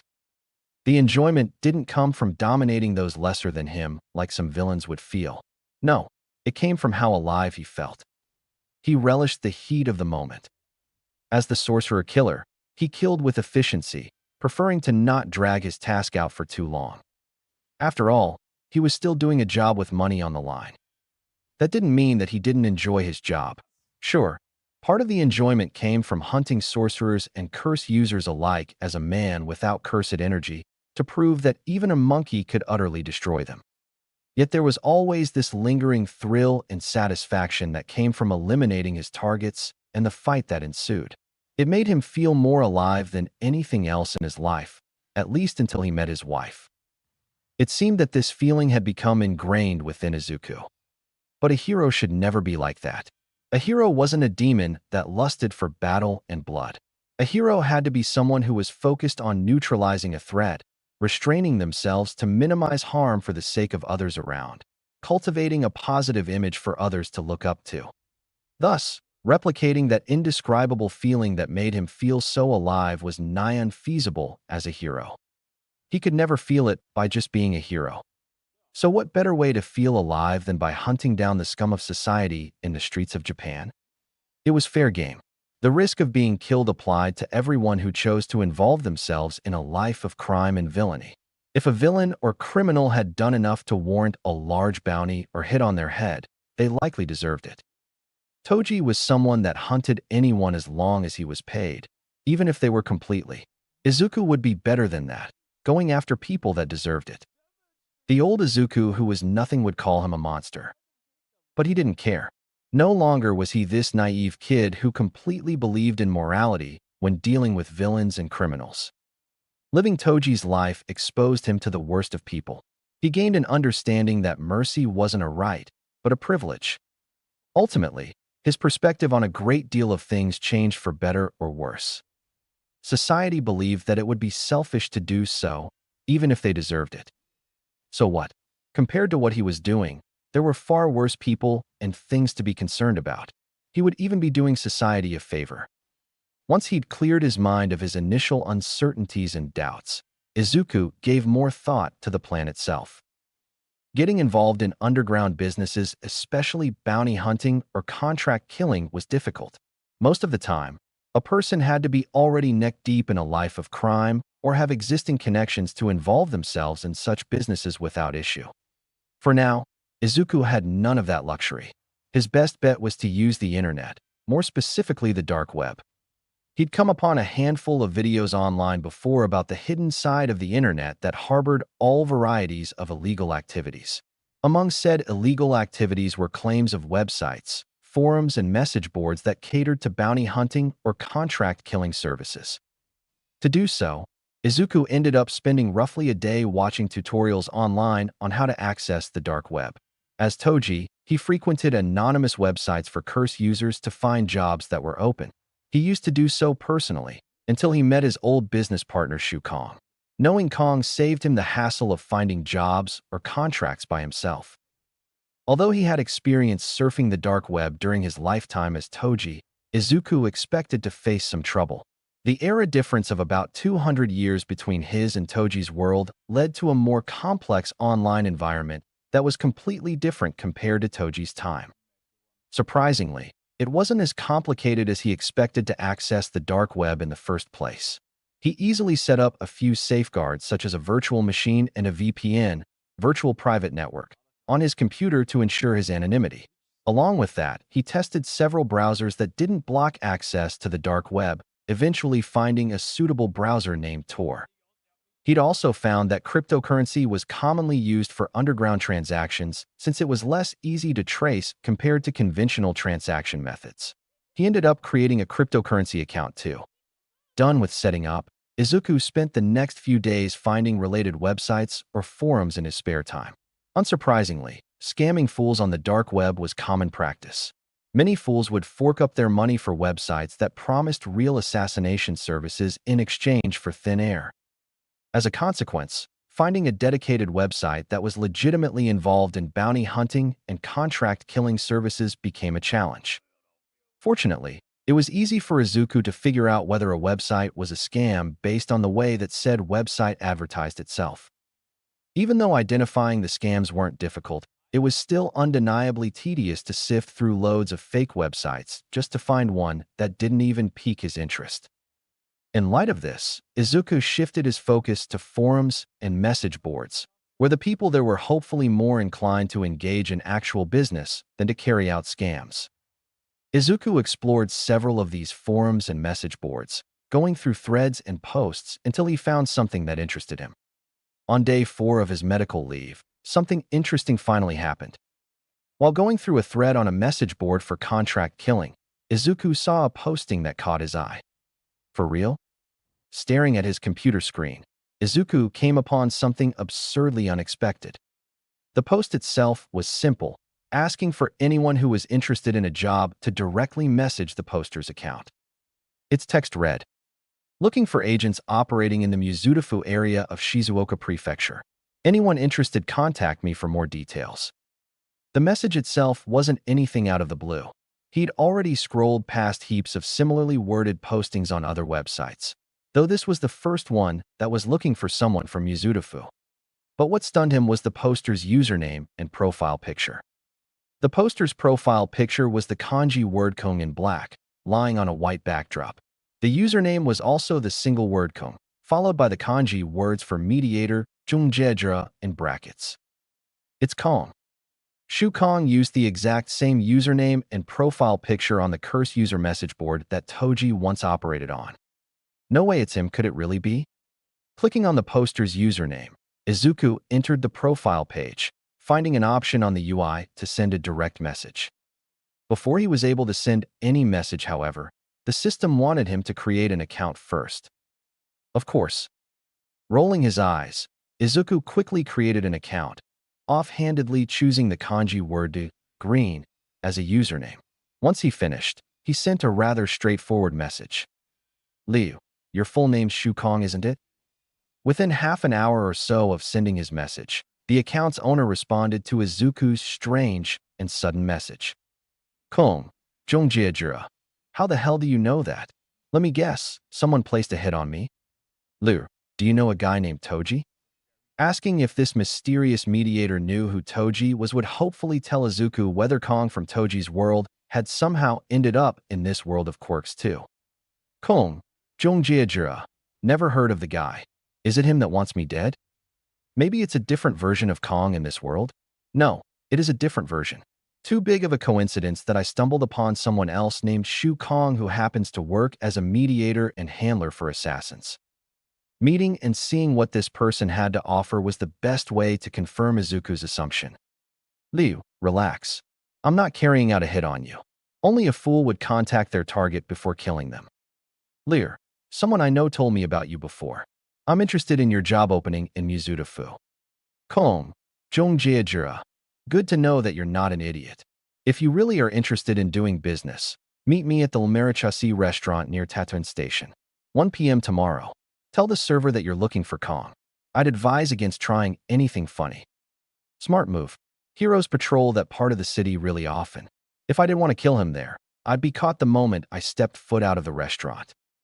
Ending their conversation, Izuku felt mildly excited and intrigued for tomorrow. Izuku glanced at his phone, making sure not to bump into anyone as he followed the GPS's instructions. Soon after leaving the station, Izuku casually made his way to the restaurant, wearing in a dark aquamarine hoodie with its hood up.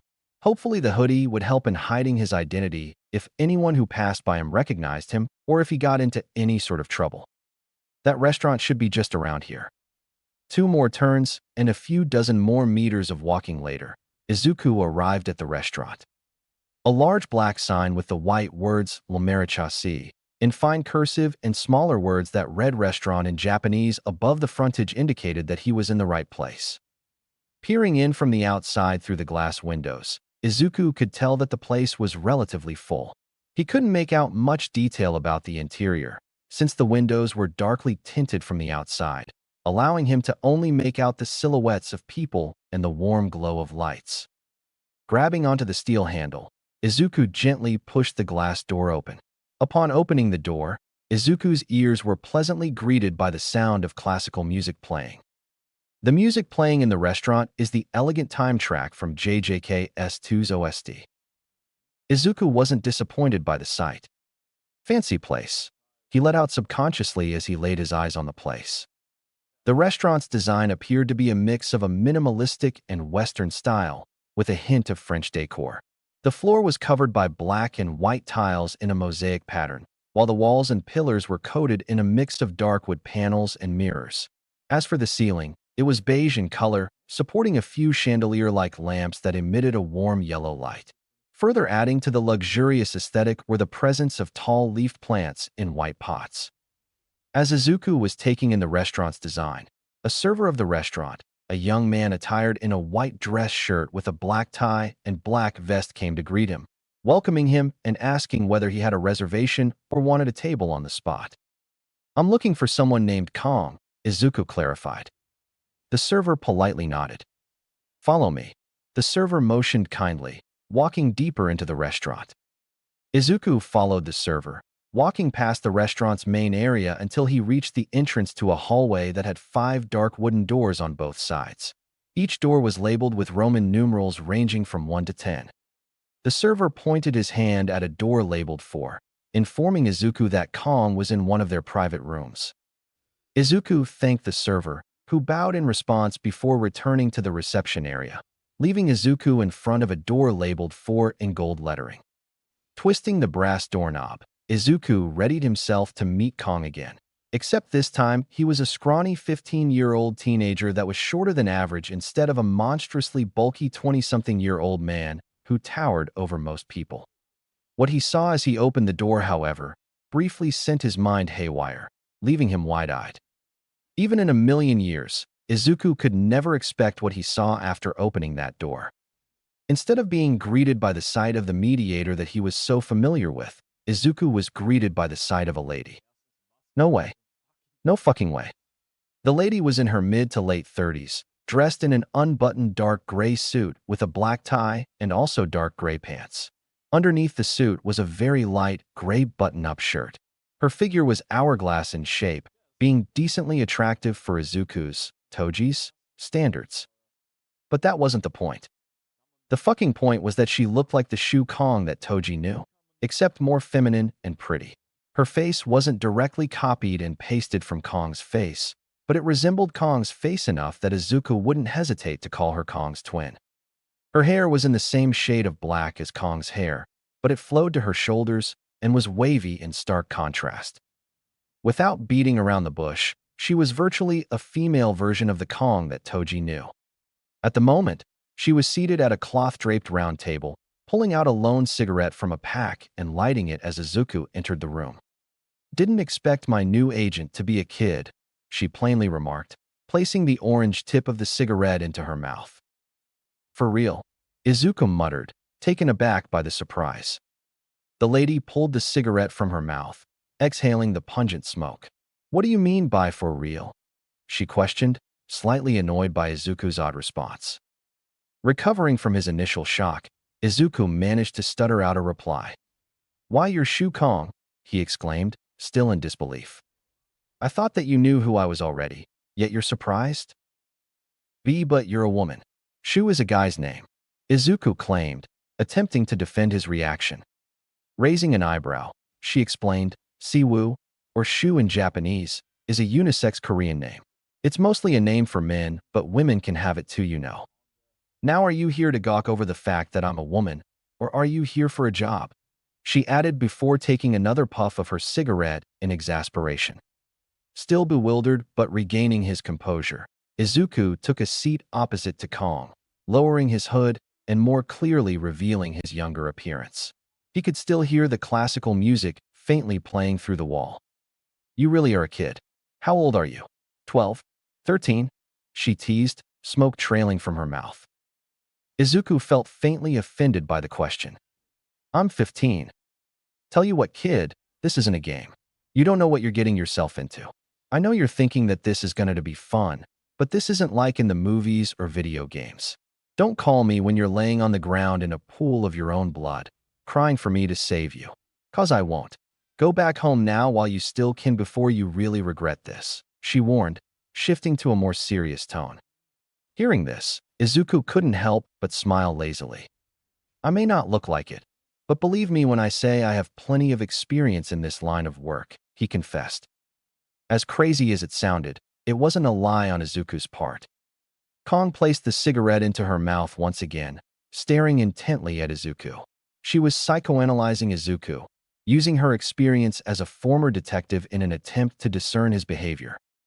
This kid's insane. She expected to find an overconfident kid who was lying on the spot, perhaps someone who showed signs of delusion. Instead, she was met with something more intriguing. Upon focusing on him, she realized that the kid's emerald eyes had a cold-blooded glow. His face was certainly that of a baby-faced teenager, but his eyes told a different story, as if they'd seen far too much violence and death than possible in his lifetime. He oozed an aura that most killers possessed, a smell familiar to Kong. But she wasn't intimidated. She'd met people who exuded a similar aura like the kid at least 100 times throughout her career. She was more interested by the fact that he was the youngest person she'd ever met involved in her line of work. Remaining skeptical, she let out a puff of smoke and questioned Izuku further. "How do I know that you're not lying? A kid like you can't possibly have that much experience in assassinations." Izuku subtly bragged. "Give me whatever job you have, then you'll have your proof." "If you say so, but I warned you. Don't expect me to save you if things go to hell," she conceded. If the kid had a death wish, she wasn't exactly obliged to stop it. Done with that conversation, Kong decided to start on a different subject. "Anyways, tell me your name, so I can call you that instead of kid," she began. Izuku contemplated for a few seconds on whether to reveal his real name, ultimately deciding not to, as revealing his real name could cause issues down the line. "Call me Fushiguro," he lied. Is it really lying to use your own name from a different lifetime? Is that your real name or an alias? In a playful manner, he replied, depends on what you think. So an alias it is. Smart that you're not using your real name for this kind of work, Kong complimented. Then why do you use your real name? Izuku pointed out. She elaborated. My clients only know me as Kong. No one in this line of work knows my full name, except for you somehow. Pausing for a while, Kong pressed the cigarette but into an ashtray, extinguishing it. Enough chit-chat. The job's dash. Wait. I don't take jobs targeting innocents, only criminals and villains, Izuku mentioned, making his stance clear. A contract killer with morals, huh? You don't see that often. Izuku couldn't tell whether that was meant as a compliment or an insult. Kong proceeded. Well, you're in luck, Fushiguro. Tell me, have you heard of the Kaiokujitsu, Rising Sun Alliance? Notes. Depending on how you view it, Izuku is being a hypocrite and telling himself half-truths to justify what the Toji side of himself wants to do. Whether he confronts this part of himself in the future remains to be seen. The starting part of the chapter serves as a dive into Izuku's mindset, since I felt that I rushed through it quite a bit in the previous chapters. This Kong, in the terms of the Genshin or Honkai fandom, is an XP of the Shu Kong from the original JJK world. I initially intended to change her name, but to my surprise Shu, Siwoo, is legitimately a unisex Korean name. There's a Korean actress named that. Despite how much I suck at learning Chinese, I am pretty grateful that I know it given that it helps me understand some words in kanji with how similar the words are. Also, Relapse was intended as single chapter, but I split it in half so it doesn't feel as long to read. I'll upload part 2 tomorrow. Chapter 5, Relapse, Part 2. Notes. See the end of the chapter for notes. Chapter text. What's that? He asked. It's an umbrella group uniting over 100 smaller Yakuza groups in Japan. The second largest Yakuza confederation in Japan with over 5,000 members, if I recall correctly. As expected from the name, the alliance idealizes imperial Japanese beliefs and values to combat the modern ills of Japan, mixed in with some quirk supremacy. In essence, they're right-wing extremists. They aren't particularly favored by many due to their values, but they held a lot of power in the underworld. Wouldn't such a group already be dealt with by heroes? From what I know, the Yakuza are on their last legs, Izuku queried, curious on how such a large criminal organization could still exist in an era where heroes like All Might were so prevalent. Letting out a chuckle, Kong debunked the claim, as if she read his thoughts. All Might is good, but he can't be everywhere in Japan at once. You'd be surprised at how well the Yakuza hides itself these days. They're ghosts compared to their glory days, but they're nowhere as extinct as what the media wants you to believe. Recently, the entire alliance crumbled, likely due to some infighting between their higher-ups if the rumors are true. All the gangs that were a part of it splintered off. As a result, people from both the Kaiokujitsu alliance itself and other alliances are taking the opportunity to deal with people they want dead. That's not all. For some reason, a fair number of said gangs have flocked to Mizudafu, even though that's where the top 2 heroes in the nation live, she added. Why so? Hell if I know. That's none of my business. My job is to be a mediator and smoothen things out, she admitted. How much is the pay for this job that you're offering me? 1 million yen. Izuku almost opened his mouth to protest. The amount was chump change compared to what Toji normally earned per job. But considering that he was just starting out in this business, he couldn't be too picky about the jobs he received. We'll start with something small. If you're as good as you claim to be, I'll give you some better paying jobs to do. She clarified. That is if you decide to continue working with me, of course. Fine, he accepted. Perfect. Now to finally talk about the job. The job is to deal with Kazuhiko Kitamura. He was in charge of one of several trafficking rings within the Kaiokujitsu alliance. As for what kind, either sex or quirk trafficking according to our client. Our client has requested for his name to be kept secret, so we'll keep it at that. Moving on, our client has a grudge against Kazuhiko. He's wanted the man dead for a long time, but didn't do anything out of fear of retaliation from the alliance. Since that's no longer the case, he's acting now. Kong handed her phone to Izuku. The phone displayed a photo of Kazuhiko, who was a younger man, possibly in his mid-20s with a somewhat boyish face. His hair was choppy and medium length, light beige in color. Notably, he had pale skin and red eyes. But what really stood out about him was the red streak along the right side of his hair. In the photo, Kazuhiko appeared to be at a nightclub, wearing a red dress shirt. His face was cheerful and relaxed, maybe even kind if Izuku wanted to generously describe him. If Izuku didn't know about Kazuhiko's background, he would have thought that his job was to kill a random salaryman who had hair that stood out. Handing the phone back to Kong, she continued providing information. His quirk is called Wind Force.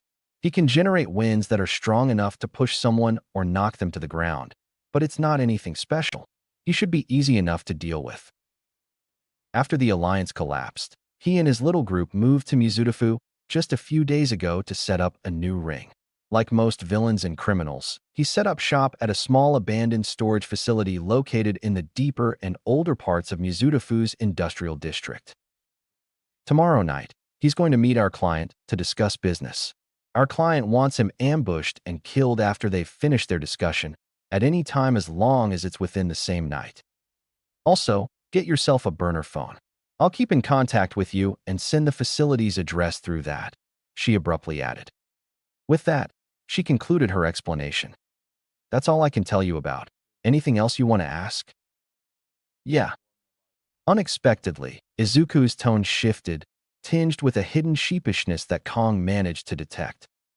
I don't have a weapon. I need your help to get me one. Seriously? Izuku finished his incapacitation of the last member present, causing the man to collapse into the ground with a stab to the shoulder. As the man fell, a few words spilled out of the man's mouth in between gasps of pain. What are you? Izuku simply stated, just a guy doing a job. He was dressed in an all-black outfit consisting of a dark windbreaker, black jeans, and sneakers. A black cap hid his green hair. The hood of his windbreaker was also up, further covering a portion of his head. Further hiding his identity was a black face mask obscuring the lower half of his visage.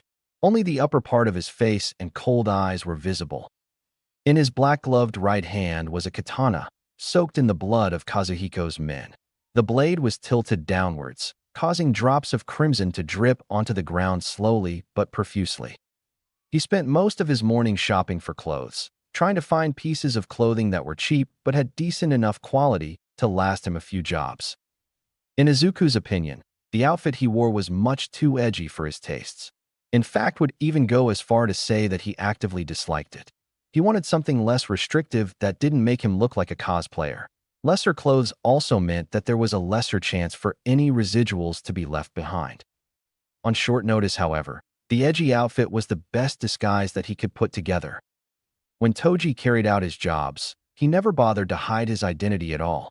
The sorcerers didn't actively hunt malicious people in the jujitsu community such as curse users, enabling them to operate freely as long as they acted in secret and refrained from involving non-sorcerers too much. Of course, operating freely also meant not attracting the ire of Satoru Gojo. But Izuku couldn't take that kind of risk. Heroes patrolled every part of the city, even the more deserted areas. There was a chance that some hero would come into the storage facility if they saw or heard something strange. If that happened, he needed to escape as soon as possible. Not wearing any disguises would allow a hero to identify and expose him. If he was caught, he was absolutely fucked, considering that he'd be labeled as a villain and be hunted relentlessly. Besides patrolling heroes, surveillance devices were also a problem. Surveillance devices were something of little concern during Toji's stint as an assassin, since the tech for devices like security cameras wasn't as commonplace, and an assassin like him was skilled enough to stay out of a security camera's sight. Jujitsu-associated areas where he mostly operated and also barely had anything as advanced as security cameras. But in Quirk society where technology was much more advanced, surveillance devices were everywhere. The danger of missing one camera and slipping up was far more likely with how many camera networks there were in public. Even a few seconds of footage with his face exposed could be enough to link him back to a crime. As for his katana, it was of acceptable quality. It was nowhere comparable to the quality of the Zenin clan's weaponry, but it would suffice for now. Kong bought him the katana. He received the katana from her when they met just before he headed for the storage facility. But there was a catch. To pay for the katana, Kong ended up docking 800,000 yen from Izuku's base pay.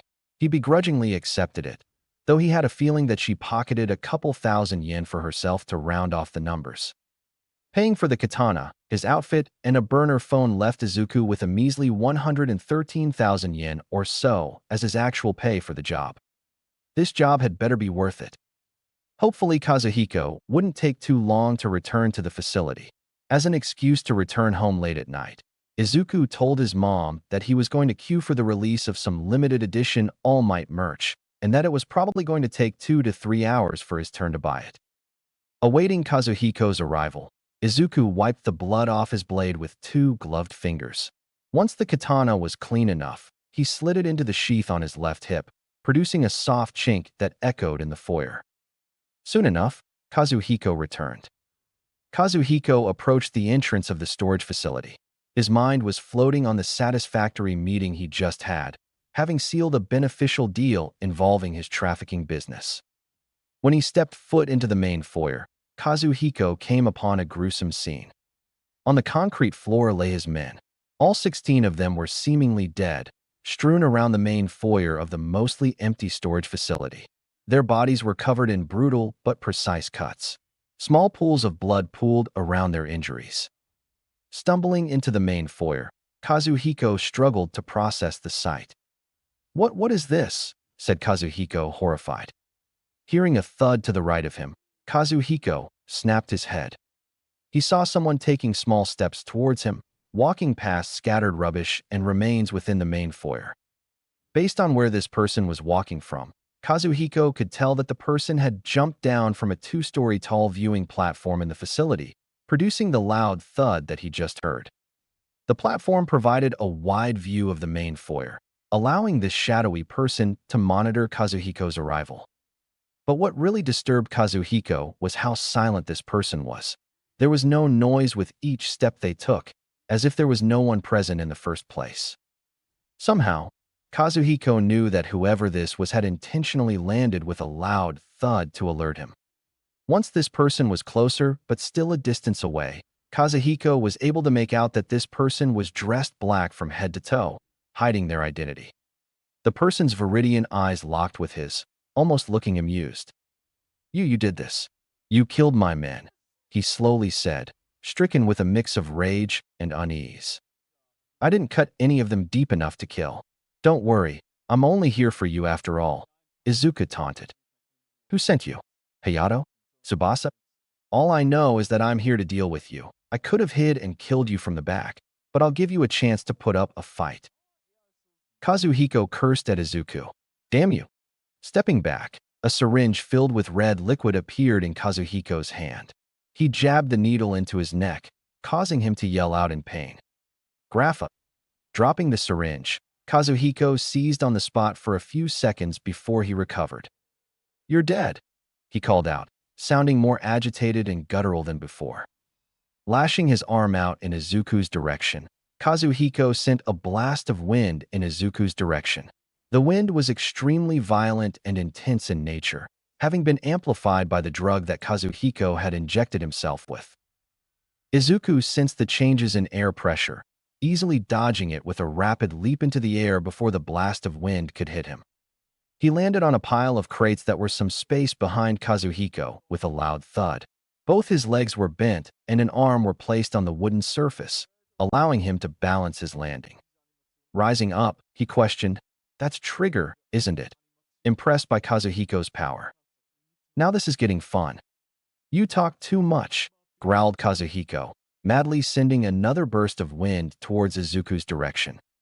Based on the changes in air pressure, Izuku noticed that the attack was different than the previous one, as the wind wasn't spread out in a large area like a blast, but was instead concentrated into a slash. With a sharp dodge, Izuku shifted his body to the left, causing the large slash of wind to miss his body by centimeters. The slash of wind hit the wall behind him, producing a loud boom as it impacted. Izuku looked behind, where a large slanted cut scarred the wall, spanning a few meters. It caught Izuku's attention for a brief moment. Kazuhiko was flabbergasted. You dodged it. How? Steadily unsheathing his katana, Izuku redirected his attention to Kazuhiko, jumping down the crates and rushing towards him with katana in hand. Seeing the beast dressed in black charging towards him, Kazuhiko sent a flurry of wind slashes at Izuku's direction in hopes of landing one that would be fatal. Izuku weaved through each slash maniacally with precision, lost in the thrill of the moment. He finally felt alive like Toji did. Underneath the mask, his expression was crazed.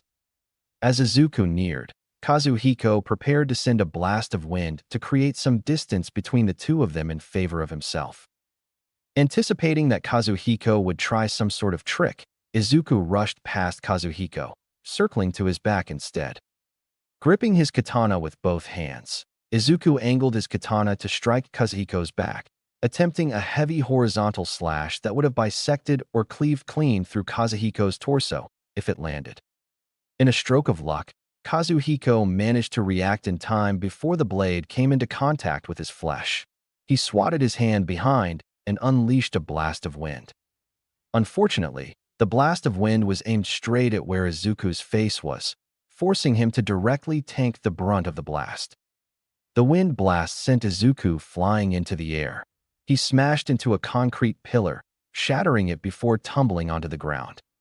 Recovering from the ground, Izuku quickly felt for any injuries and expectedly found none.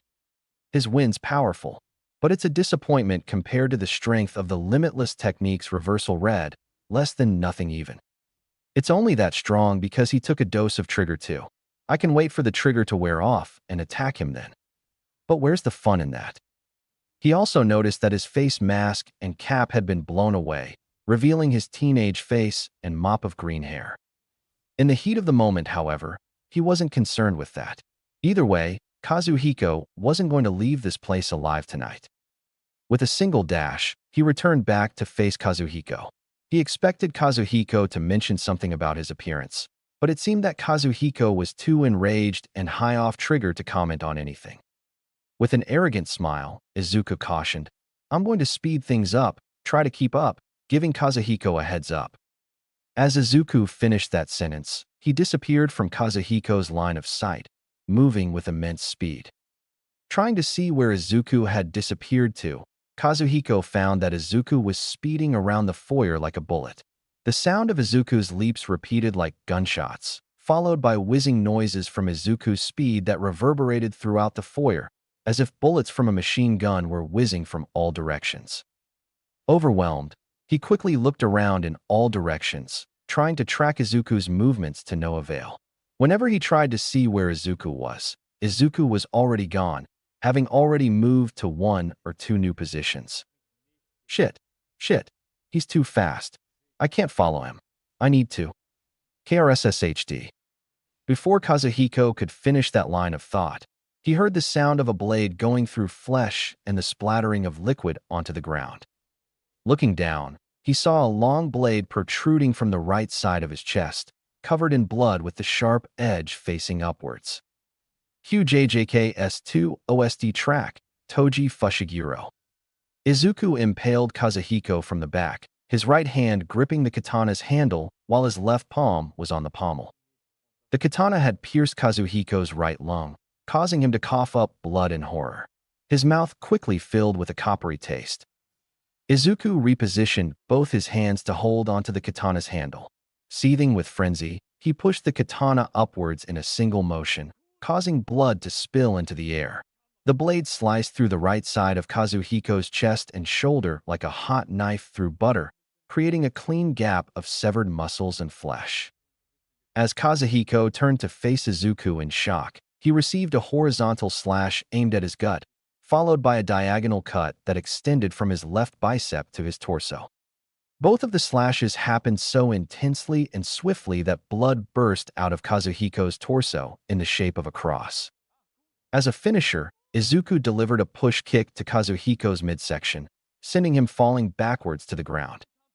Unable to scream in agony due to the blood that filled his throat, only gargling noises came from Kazuhiko's mouth. The last thing he saw before the end was his assassin standing over him, face marred with a cut-shaped scar on the corner of the right lip. A glint of bloodlust tinted his assassin's emerald eyes. "I'll remember you." Seconds later, the glow of life in his red eyes faded. Finally done, Izuku took a deep breath, taking in his work. Shit, I should have aimed straight for his heart. Less of a mess that way, he realized, rubbing away some of Kazuhiko's blood that was on his face. Izuku went around the foyer to collect his mask and cap before returning to Kazuhiko's corpse. Looking around, Kazuhiko's men remained on the ground, heavily maimed by Izuku's initial assault and still reeling from their wounds. Did I really cut them that bad? Hopefully none of them died. He wasn't paid to kill them, so he didn't see any necessity for them to die. Yet, though he might have left some of them crippled for life. For a moment, he planned to find a nearby public phone to call the police to have aid sent to the storage facility, but decided against it. His battle in the foyer surely caused some commotion. It was likely that someone from a nearby building had already called for police or a hero to check on the place. If so, he needed to leave fast. Before leaving, he needed to take care of one last thing. Going through his jacket, Izuku pulled out his burner phone with his left hand and snapped a photo of Kazuhiko's mutilated body, sending it to Kong as proof of a job completed. After sending the picture, he dialed Kong's number. Kong was at a restaurant meeting with a potential client when she received Izuku's message and call. Excusing herself, she went outside of the restaurant to answer the call, taking the opportunity for a smoke break as well. "It's done," he bluntly informed. "Looks like you weren't lying, though you were more messy than I expected." "Good job, Fushiguro," she praised, grabbing the cigarette pack out of her pocket at the same time. Izuku reminded, "Remember to get that money ready for me, by the way." "Yeah, I'll have it deposited in your account by tomorrow. Also, you dash." Before Kong could ask Izuku whether he still wanted to work with her, he'd already hung up.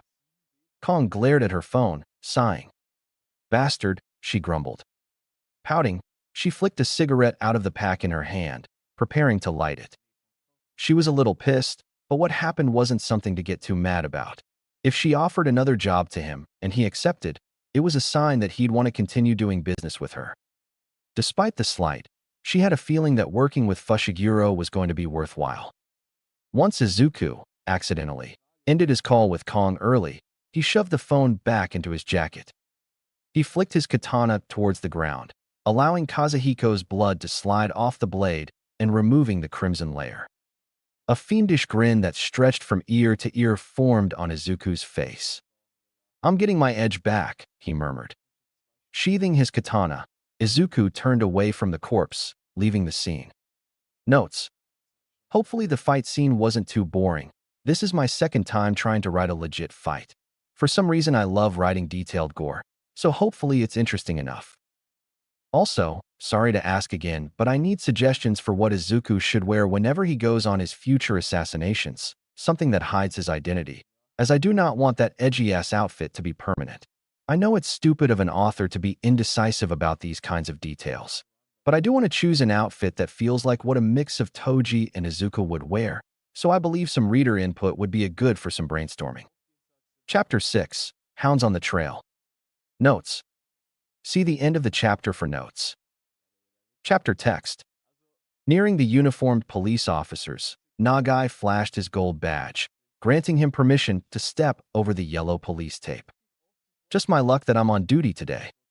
Exhaling deeply through his nose, Nagai knew that what he was seeing was going to be a messy case, even without context. "It's been what? 2 years since I've had an easy case." At the moment, he was looking at the aftermath of what appeared to be a rather violent fight. Heavily injured men covered in blood and what appeared to be long cuts were scattered around the foyer, being tended to by EMTs. And so the streak continues. Ambulance sirens wailed loudly from the entrance behind him, fading as he made his way deeper into the foyer. Based on the amount of blood that pooled around where the injured men laid, he wouldn't be surprised if a few of the men had already bled out. Miraculously, it seemed that all 16 men that he counted lying in the foyer had a minimum of 1 EMT around them, indicating that they were all still alive. Except for one person.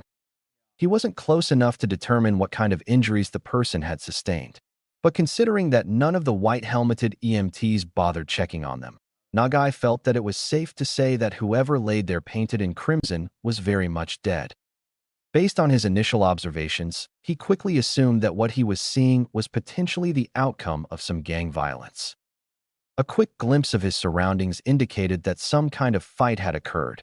There was noticeable damage to the area, such as a long and deep cut on the wall that was likely made by someone with a powerful cutting quirk. The men who were found also didn't really dress or look like civilians, yet they didn't dress with the flair most independent villains did. Adding on the fact that there was uniformity among their outfits, it was plausible that they were part of some group, likely a gang. That's unexpected. Last I knew of, almost all of the local gangs were stamped out by heroes not long ago. Of course, he would need to get more information for a clearer image before he could come to any real conclusions. Incidents like these were always never that simple. And once it becomes clear that things aren't so simple, they'll set up a task force, and I'll be asked to head it by virtue of my achievements. It was a pattern ever since he was promoted. God, I need a break. Other than the EMTs, roughly a dozen police officers were present on the scene. Some of the officers were securing the scene, cordoning off key areas with yellow tape. Others were photographing anything of note in the vicinity. No doubt that there were also more officers going through the rest of the storage facility. Passing by each officer, Nagai inspected their insignias before finding the field sergeant who was responsible for managing the officers present. The sergeant was in his 40s, probably around 10 years younger than Nagai himself. Nagai could tell that the sergeant was a by-the-rule-book type of guy, possessing a broad and stern face with neatly combed brown hair. From Nagai's experience, people like that were either pleasantly blunt or had a stick up their ass. Straightening his ink-colored necktie, Nagai approached the sergeant, who was currently relaying orders to a lower-ranking police officer. Taking notice of Nagai's approach, the sergeant quickly wrapped up the conversation with his subordinate before turning to face the detective. You are Detective Inspector Nagai, Mizudafu Central Police Department.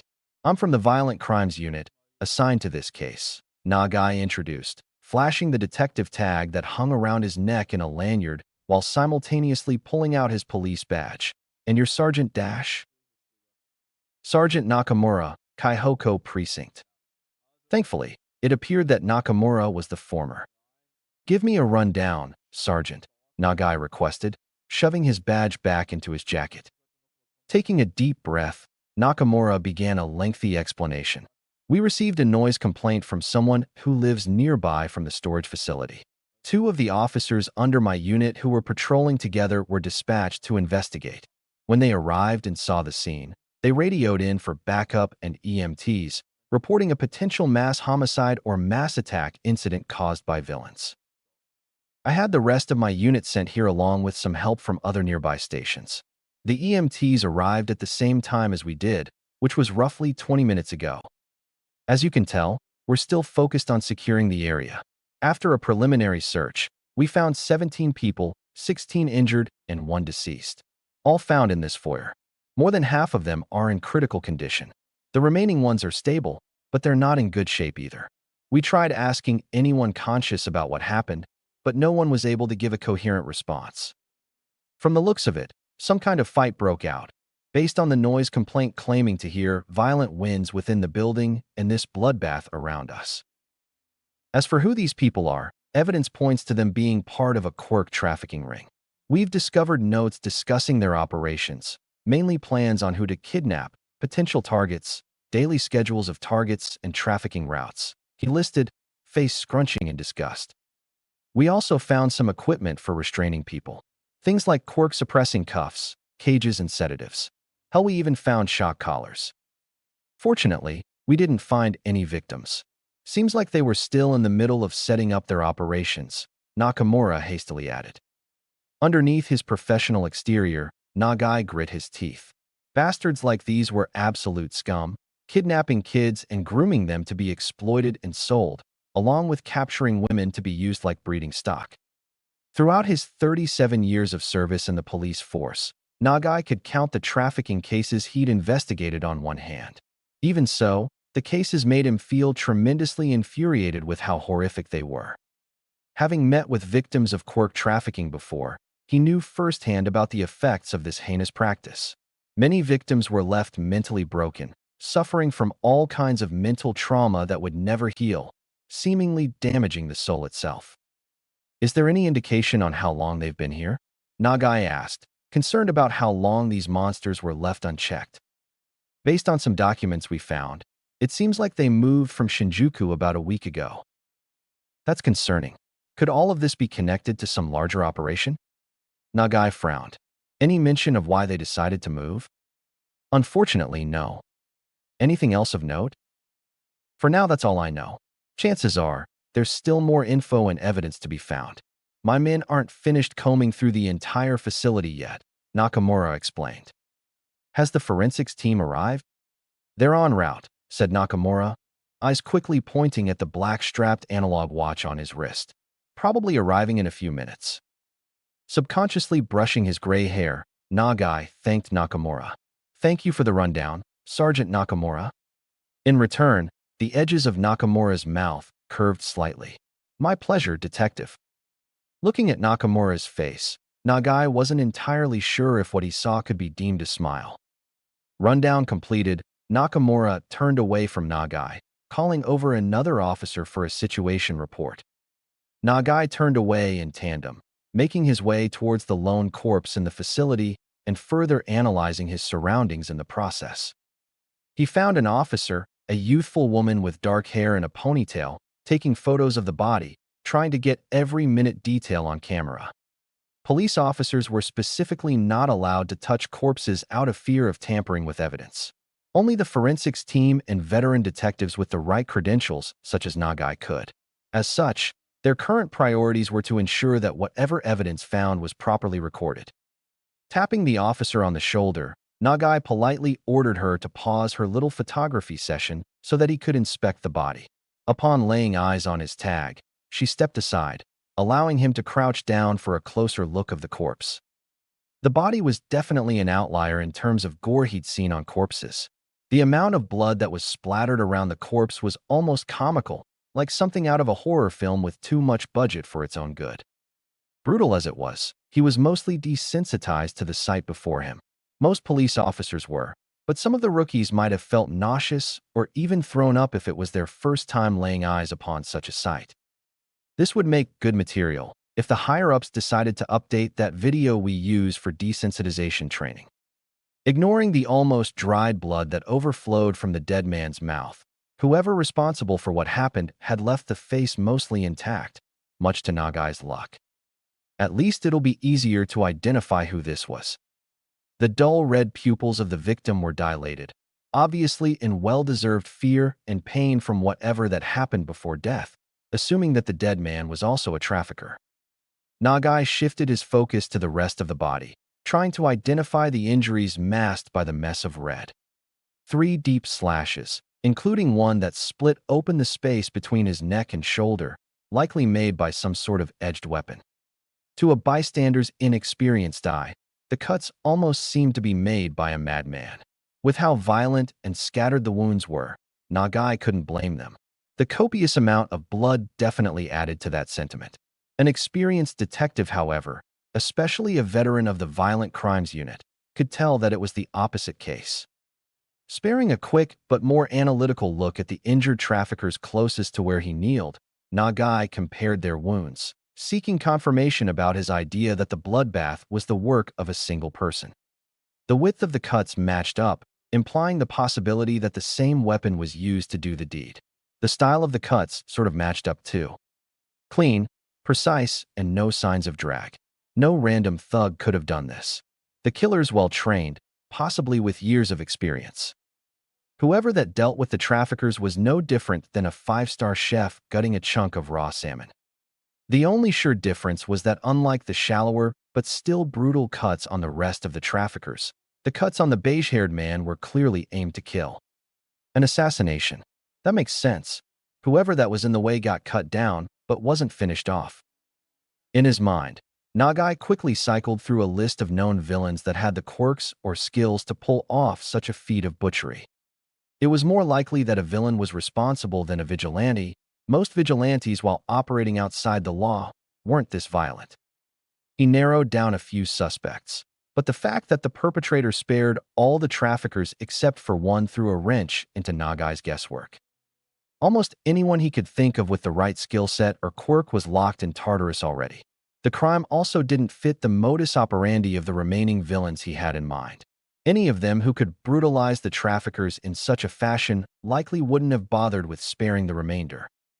Only one villain stood out, but even then the idea was standing on half a leg at best. Could it be Stain? The injuries inflicted on the traffickers resembled Stain's handiwork, based on the photos of Stain's victims that Nagai had seen.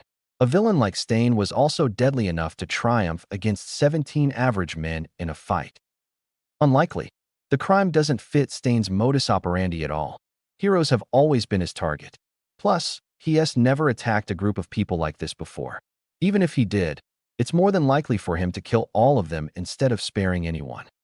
Possibly, it was someone new, someone unseen before. Even more concerning. Finished with cycling through his suspects, Nagai ordered the young officer to retrieve a few evidence bags as he slipped on a pair of black latex gloves, deciding to conduct a more physical inspection of the corpse.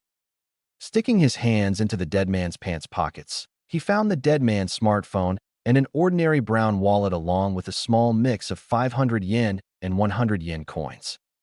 Nagai fumbled through the wallet, discovering a hefty sum of money notes, a random assortment of credit cards and membership cards before finding the dead man's ID card.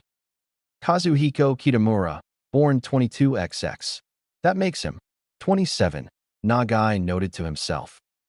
In contrast with Kazuhiko's current appearance that was locked in fear and agony, Kazuhiko's photo on the ID was charming, innocent-looking and almost naive, hiding the monster beneath. Never judge a book by its cover, as the saying goes. Next, he turned on the smartphone, only to expectedly find that it was password protected. Grabbing an evidence bag from the young officer who had just returned, Nagai placed the wallet, phone, and coins into separate bags before checking the dead man's shirt pocket. Upon reaching into the shirt pocket, he found a neatly folded piece of paper. He slowly unfolded the piece of paper, careful to avoid making any accidental creases. On the piece of paper was a phone number, written in dark blue ink. I'll need to cross-check this number with the phone's call history once I get it unlocked. Big chance of it being a lead. Hopefully I can trace the number to somewhere important. Just as Nagai placed the piece of paper into a bag, he noticed that the forensics team had arrived, catching a glimpse of the team through the facility's main entrance. Currently, most of the team was unloading their gear from police vans, while a few members were suiting up in their hazmat-like forensics outfits. Now, it was time for him to wait for the forensics team to do their job. Not specializing in forensics and lacking special equipment could only allow him to do so much. In the meantime, he needed to compose his thoughts and relay whatever he discovered to the higher-ups. If the forensics team failed to find any indication of the killer's identity, it meant that things were going to get a lot more messy, since a hero couldn't be pointed in the right direction to deal with the issue. With a few exceptions like Eraserhead, a majority of heroes didn't even have the faintest idea on how to chase ghosts. That's why people like Nagai still existed in an age dominated by flashy, costumed heroes. As for interrogation of the traffickers, he had a detective in mind that could help. The guy generally liaised with heroes, but was more than willing to lend his help to other departments as long as he had the time for it. Guy's a lot more generous than I am, that's for sure. Sliding his smartphone out of his jacket, Nagai scrolled through his contacts before finding, then dialing the number he needed. I need to call in a favor, Tsukachi, said Nagai to the detective on the other line. Notes. So hi? Haven't posted in a long time due to a mix of IRL stuff and writer's block. Admittedly, this chapter was a lot less exciting compared to the previous chapter, serving more as a short interlude. Luckily, I have a chapter featuring Izuku and Bakugo that should be done in a day or two. As for Nagai's introduction, he'll serve as a handy tool for me to explore the more OC parts of the story without breaking canon too badly. Chapter 7. What's done is done. Notes. See the end of the chapter for notes. Chapter text. The moment Katsuki first received the news from his parents that Deku had been involved in some kind of accident, his mind blanked. Somehow he knew what happened. No, that nerd he. They told him that they'd received news that Izuku had fallen from Aldera's rooftop and was in extremely critical condition, unlikely to survive past a day. He grasped at every straw, trying to rationalize what had happened. His parents understood that he was greatly distressed by the sudden news. It wasn't unreasonable considering that from their point of view, both Katsuki and Izuku were friends since the ripe age of 3. It was natural to be distressed out of concern for a friend, they believed. But they didn't know what exactly happened that caused such distress for Katsuki. Deku jumped himself. I didn't force him. Those were just words. He'd probably have jumped even if I didn't say that. There was no denying it. He was the one who planted that seed of thought in the first place. I did this. Despair and regret permeated every fiber of his being. Oh God, what have I done? Why did I say that? He was going to be responsible for someone's death. The police would find out that he was responsible. No way did Deku not leave some kind of message or note explaining what led to that point. The point of taking your own life. And the highlight of the note would be Katsuki Bakugo. Either way, his prospects of becoming a pro-hero, no, his future in general was effectively gone. Katsuki didn't know what he was supposed to do. In a way, he submitted to whatever fate that was about to befall him in the coming days. A day after news of Izuku's accident had reached him, he and his parents visited Annie Inko at the hospital where Izuku was hospitalized at. Miraculously, Izuku was still alive. That was the first and last time he'd visited Izuku at the hospital. He couldn't bear the shame of visiting someone who he bullied to attempting suicide. Katsuki didn't have to attend school that day, since Aldera was closed for the police to investigate. Entering Izuku's hospital room, they were met by Inko, whose eyes were puffy and swollen from hours of crying her eyes out. Dark bags also rested under her eyes, indicating that she hadn't slept at all in the past day. He's in a coma. The doctors, they don't know when he'll wake up. They say even if he does, he'll be a vegetable. Oh God, this is all my fault, informed Inko before breaking into a fit of tears, overtaken by extreme sorrow. While his parents comforted Annie Inko, he could only lay his eyes on Izuku. Izuku's body laid on the blue hospital bed almost fully wrapped in a layer of bandages, cast in case 3 of his 4 limbs, while his green hair was hidden under the wrappings of bandages. A ventilator was attached to his mouth, seemingly complemented by several other wires that were attached to the other parts of his body. Under said ventilator was a medical patch that covered the right corner of his mouth. Looking at Izuku's broken form, it was understandable to assume that he wouldn't survive for long, bearing in mind the fact that he was quirkless. While visiting Annie Inko, they'd received confirmation that Izuku had indeed attempted suicide. She informed them that the police had found evidence that pointed to Izuku attempting suicide, telling them about the discovery that Izuku had removed his shoes before falling and the discovery of the suicide note. She'd also given a rough summary of how badly Izuku was injured, adding to Katsuki's shame with each injury she listed. Inko had relayed to them all this while bawling her eyes out in front of them, mixed in with hitched sobs of her blaming herself for what happened, followed by his parents providing reassurances that it wasn't her fault and that it was nobody's fault. It was my fault. Hearing her so distraught, Katsuki believed that he was done for. He braced himself for Auntie Inko to have a change in tone, to reveal and pour her rage and grief onto him, exposing his sins for all to hear. But that didn't happen. He went home, as if he wasn't complicit. There was no police waiting for him. They'll find out soon enough, it's only a matter of time. He waited over the span of a few days, but nothing happened.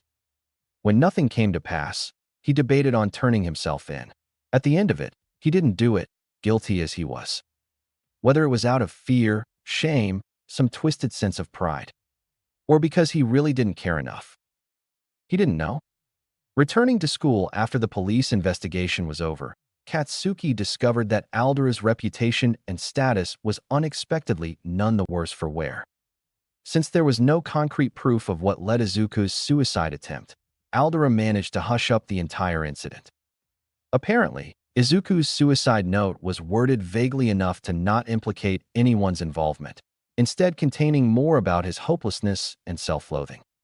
As a result, it was easy enough for Aldera to claim in an official statement that Izuku was suffering from a pre-existing mental condition that had led to his attempt, and that Aldera bore no responsibility in the first place since no one could have predicted whatever that happened.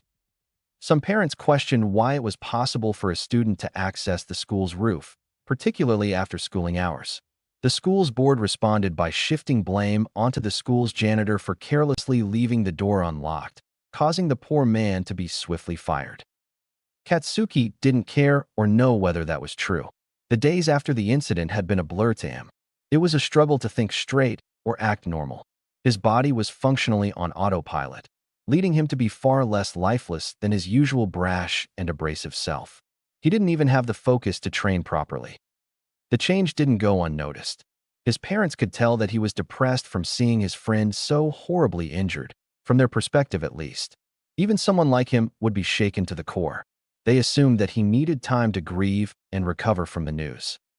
His lackeys and classmates too could tell that something was up, but they didn't dare ask the explosive blonde why, out of fear of being on the same end of what Deku once received. At the end of the day, a bomb was still a bomb, even if it didn't want to explode. The school's teachers were no better. Under the school board's command, teachers were ordered to ensure that the news surrounding Izuku died down. Thus, they strayed from acknowledging anything about Izuku beyond the official statement, including Katsuki's change in attitude. Most of them were aware of Izuku and Katsuki's friendship, if it could even be called that. It didn't take a genius to figure out that Katsuki's current state was connected to Izuku's suicide attempt. Things continued in such a state until Izuku returned to school unannounced.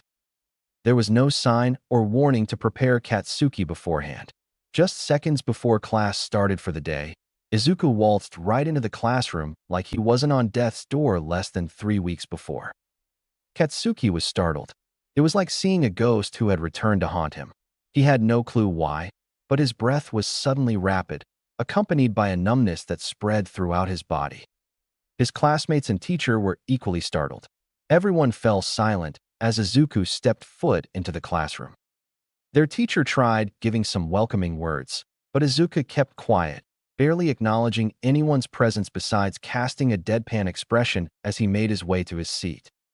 As class began, Katsuki's initial shock gradually lessened, replaced by questions instead. How is it possible that he's back? He shouldn't be able to recover that damn fast. If Auntie Inko wasn't exaggerating about the severity of Izuku's injuries, it was impossible for a quirkless person to recover from those kinds of injuries in such a short span of time, even with the power of a healing quirk like Recovery Girls. He wasn't aware of anyone in Japan who had a healing quirk strong enough to do so. Then he arrived at the only logical conclusion that he could think of. He has a quirk. That's the only way to explain how he recovered so fast. It was the only explanation that made sense. According to science, people with strong quirks tended to have bodies that adapted to house the power of said quirks, resulting in enhanced physicality and an increased efficiency of biological functions. It explained how some people with powerful quirks were more durable or able to withstand damage that would have killed people with weaker quirks and quirkless people, despite said quirks not being related to any physical traits in the first place. That means he was hiding it from me. Then those questions transformed into bubbling rage. He's looking down on me. He thinks I'm a joke. He's acted weak all this time to play me as a fool. Was that attempt an act two?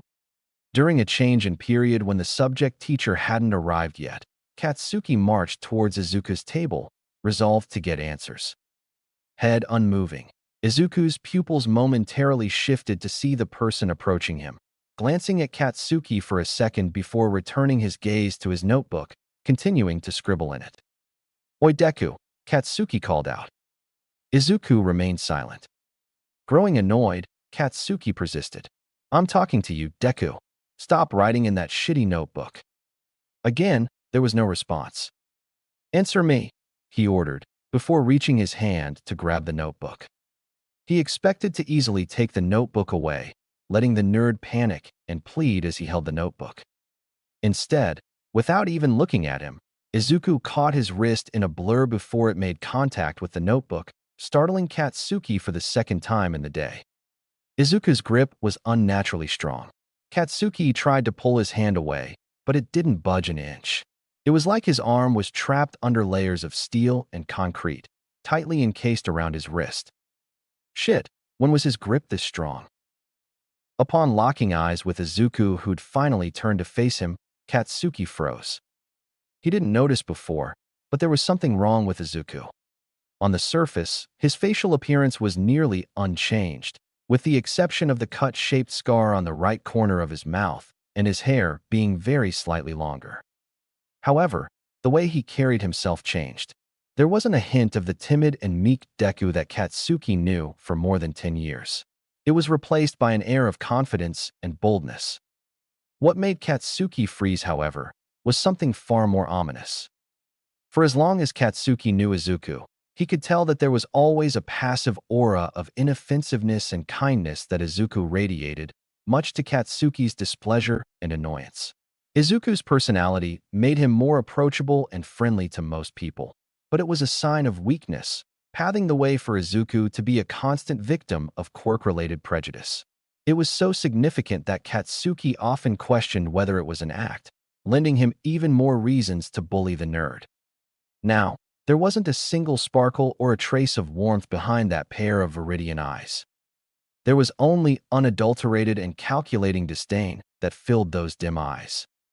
Worst of all, Izuku's facial expression was far too relaxed to match the intensity that Katsuki felt from him. It was like seeing a predator that was teasing its still-alive prey, ever ready to sink its jaws into the neck of its food. Never was there a day that he imagined feeling uneasy when looking into those green eyes.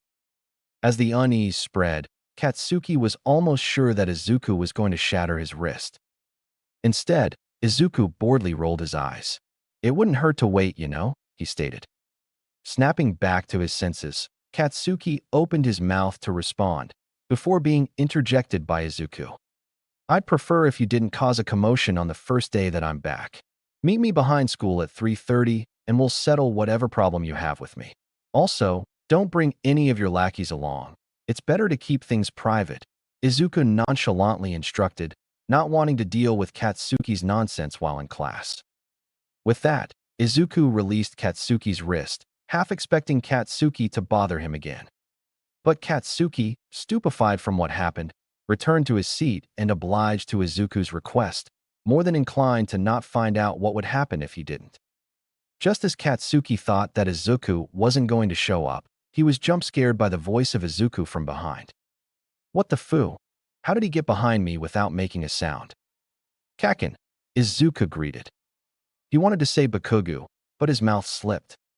"Force of habit, I guess." "You're late. You said 3:30, not 3:40, Katsuki pointed out.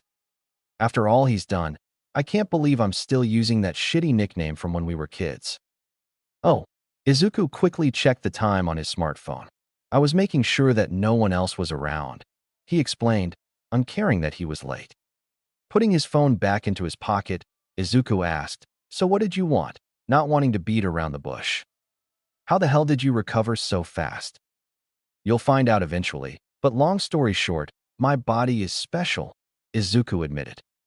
If Dr. Miyazaki kept to his word, there was a likelihood that his theory of rationalizing a heavenly restriction with quirk science would end up as a subject for some research paper, bringing it to the attention of the media. Bakuga would find out then. If he tried explaining about his heavenly restriction to Bakuga now, there wasn't a chance that Bakuga would buy his story. "What the hell are you talking about?" "Simply put, my body is special," Izuku repeated. "Bullshit, I visited you at the hospital the day after you jumped. You were broken from head to toe. Your mom told me everything. Lucky my ass. No way could someone quirkless like you could fully recover in 3 weeks. You have a strong quirk, don't you?" "Well, it was actually 2 weeks. I spent a week lazing around at home," Izuku corrected. "That's not the fucking point. Like I said, my body's special." "So that's how it is, huh? You hide a quirk from me? Try to kill yourself and act like nothing happened? Act like you're better than me," Katsuki accused. Izuku was beginning to get annoyed by Katsuki's stream of hybrid insult questions. Tell me, was your mom in on it too? Now Izuku was really pissed. But he wasn't willing to draw first blood. He couldn't be too quick to temper. If someone happened to be watching their little back and forth, he could claim self-defense if things escalated. What the hell are you going on about? Izuku retorted, raising his voice in irritation. Don't lie to me, damn it. Katsuki cursed, completely over his boiling point. If you want to hide it so badly, I'll make you show it. Katsuki furiously exclaimed, before throwing his right hand in a punch, prepared to launch an explosion at Izuku. He made the unfortunate mistake of acting before thinking. In his mind, he simply wanted to make Izuku stop pretending. A right hook. How predictable. Izuku effortlessly dodged the attack, allowing Katsuki to pass him slightly, followed by grabbing Katsuki's shoulder to turn him around before. Wham! Slamming his fist under the right side of Katsuki's ribs. At first, Katsuki was taken aback by the blow. Shit. He dodged and landed a punch before I could react. After a second that felt longer than it should have, pain flooded through Katsuki's body without a hint of resistance. Izuku let go of Katsuki's shoulder, resulting in Katsuki instantaneously crumpling to the ground, clutching the right side of his abdomen in excruciating pain, followed by his body curling on its own. He tried getting back on his feet, but his knees buckled under the effects of shock. It was absolute agony, unlike any kind of pain he'd suffered before. Adding on to the agony, it felt like the air was sucked out of his lungs. Asterisk gasp asterisk ack. Nga, gasp grhhhh. He painfully groaned, briefly losing the ability of proper speech. To some, a liver shot was a cheap tactic, but there was no denying that it was an easy way to incapacitate someone without causing too much injury. Maybe a chokehold would have been kinder, but at least Izuku didn't have to bother with holding Katsuki in place. Izuku stared at the pathetic sight of his bully, sneaking in a tiny grin that was just visible enough for Katsuki to catch a glimpse of. Surprisingly effective move against amateurs. That should keep you still for a minute, Izuku informed. Approaching Katsuki's writhing form, Izuku calmly and near sadistically assured, "Don't worry. That won't leave any lasting damage. Not unless I shattered a rib or two with that punch, I think. Not that I know or care." The blow certainly wasn't hard enough to break one of Bakugo's ribs. At most it would have left a dark bruise, but he couldn't resist adding that last part just to see the panicked look on Bakugo's face. Katsuki continued gasping for air in disbelief, trying to process whatever the hell that just happened. Gasp, who are you? What the hell? Gas did you do to the real Deku? Katsuki questioned between pained gasps for air. For a second, Izuku was confused by Bakugo's odd question. Wait, what? Does he think I'm an imposter? What? Oh, Izuku realized, understanding what Bakugo meant. He couldn't exactly fault Bakugo for believing so, considering how much of his personality was warped by Toji's essence. Thinking that I'm a different person entirely is a stretch, but in a way, I'm no longer the same Izuku Midoriya that he knows. The heavenly restriction could be explained away, but trying to explain what really happened to him was an act of sheer folly, as no one sane would ever believe the events that transpired while he was comatose. Izuku crouched down, wanting to clear the air. Nothing that bizarre, but I understand why you'd think that. Because that's all you see and think of me, isn't it? A weak, scared, quirkless Deku. A monkey even. I always knew it, even while I let myself be degraded day after day by you. But I didn't want to admit or confront it, because I wanted to admire you. Admire you for what I didn't have. Talent, power, a quirk. He paused to let out a resentful laugh. That was until you gave me that idea to end it all. To gamble my quirkless life in hopes of a better one. It didn't go like you'd expected, but I'd say it paid off for me. Katsuki could only listen as he tried to shift his focus from the pain in the right side of his abdomen, completely unsure what to make of Izuku's monologue.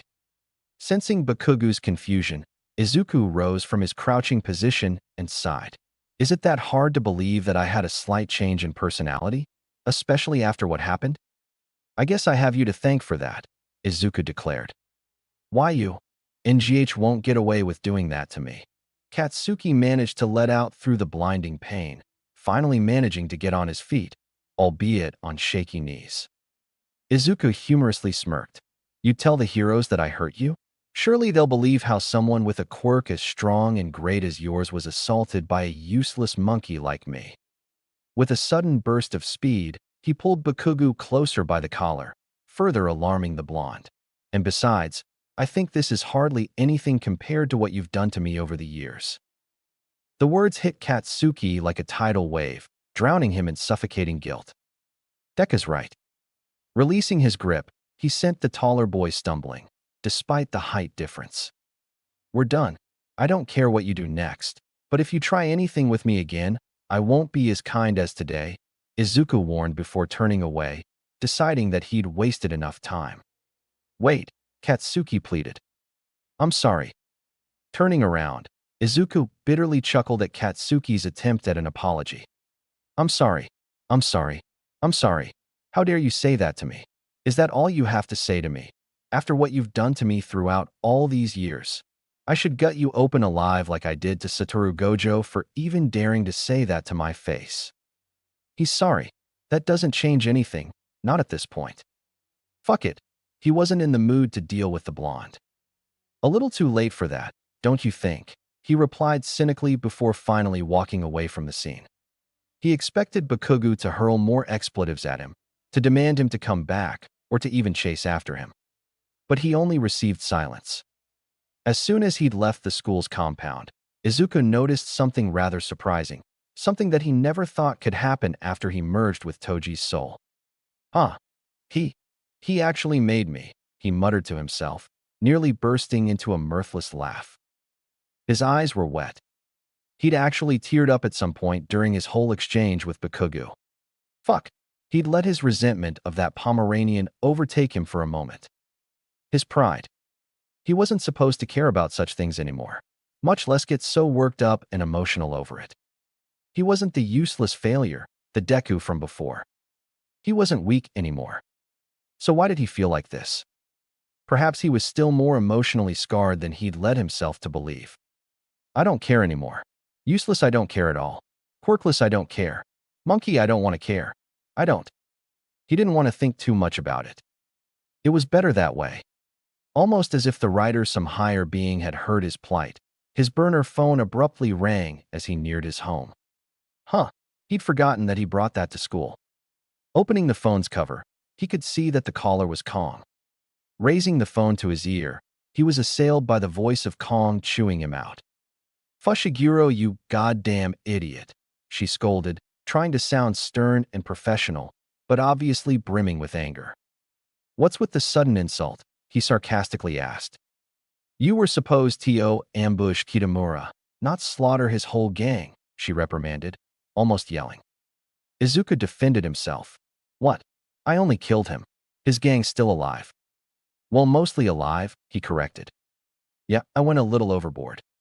That's not the damn point. Your little stunt ended up on the news. What? Search up what happened at Kaihoko recently, she suggested in a mildly unkind tone. Holding the burner phone between his shoulder and ear, Izuku pulled out his smartphone. He loaded a search engine and did as Kong suggested, before beholding the results. Traffickers found brutalized in an abandoned Kaihoko storehouse. Work of hero, vigilante, or even villain. Massacre in Kaihoko. 16 traffickers fatally injured and 1 dead. 17 quirk traffickers, 1 deceased, 5 injured, and 11 in critical condition discovered in Kaihoko storage facility. There were several more articles from the local news websites, but they all vaguely had more or less the same headline in different words.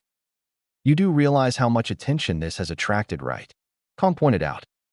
I didn't leave any traces, and it's not my fault that the client wasn't specific enough, he easily deflected.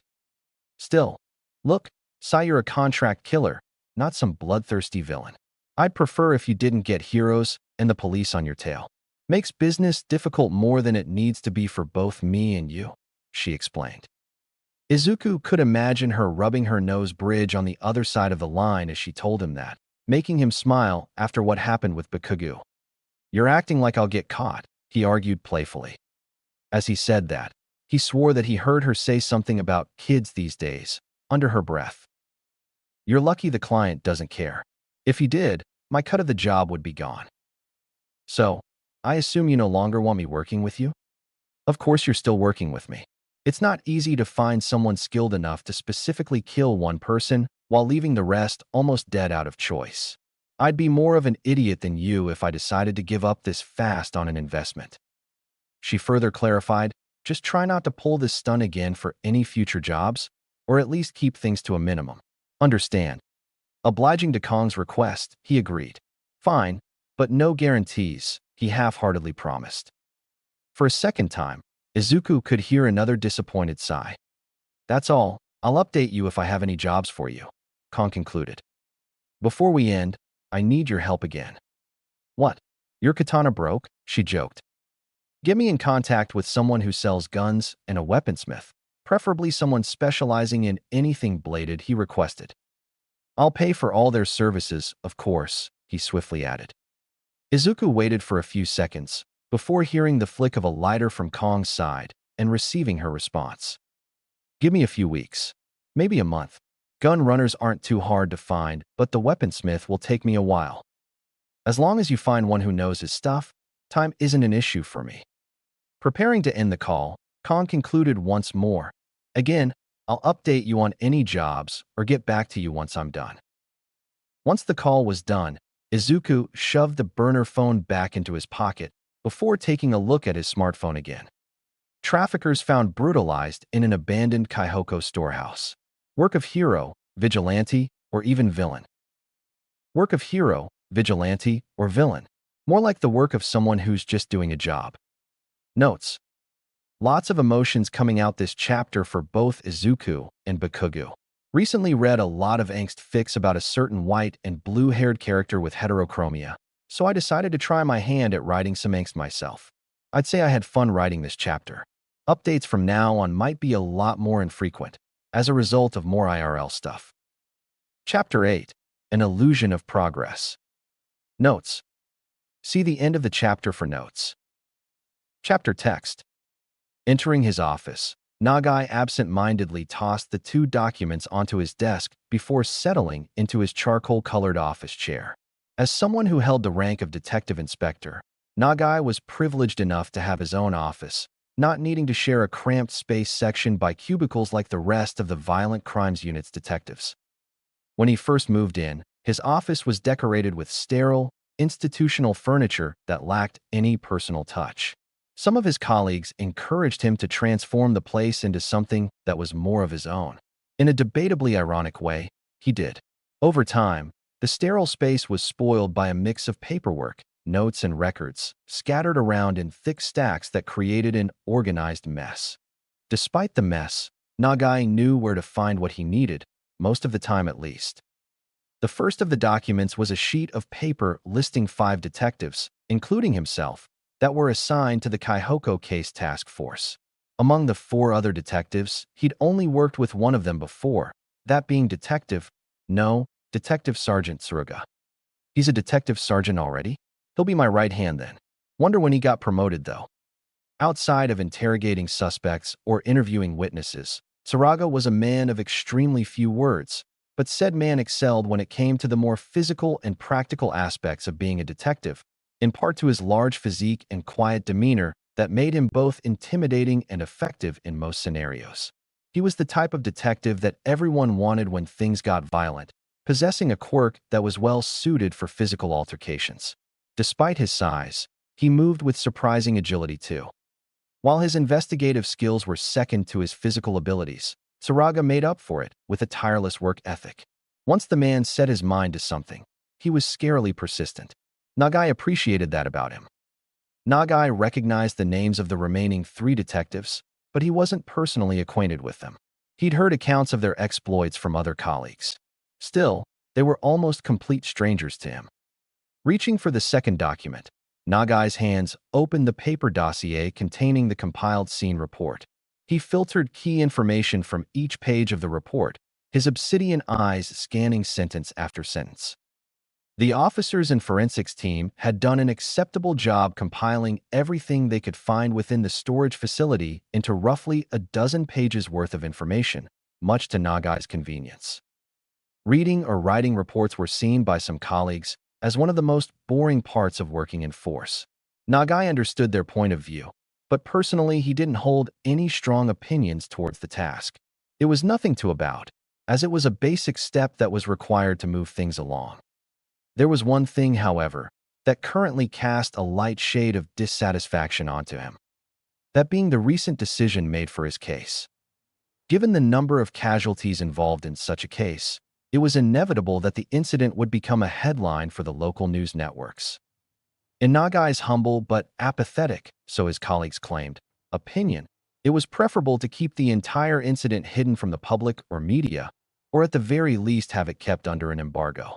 Letting news of the incident spread would tell whatever person responsible that their deed was under the police's radar, acting as a sign for said person to operate less brazenly or even go into hiding. Being less brazen potentially meant less evidence, and less evidence meant a tougher case to solve. A tougher case also meant more time he'd need to solve it. Just great. Despite Nagai's reasoning, the higher-ups and some HPSC representatives insisted on releasing the news.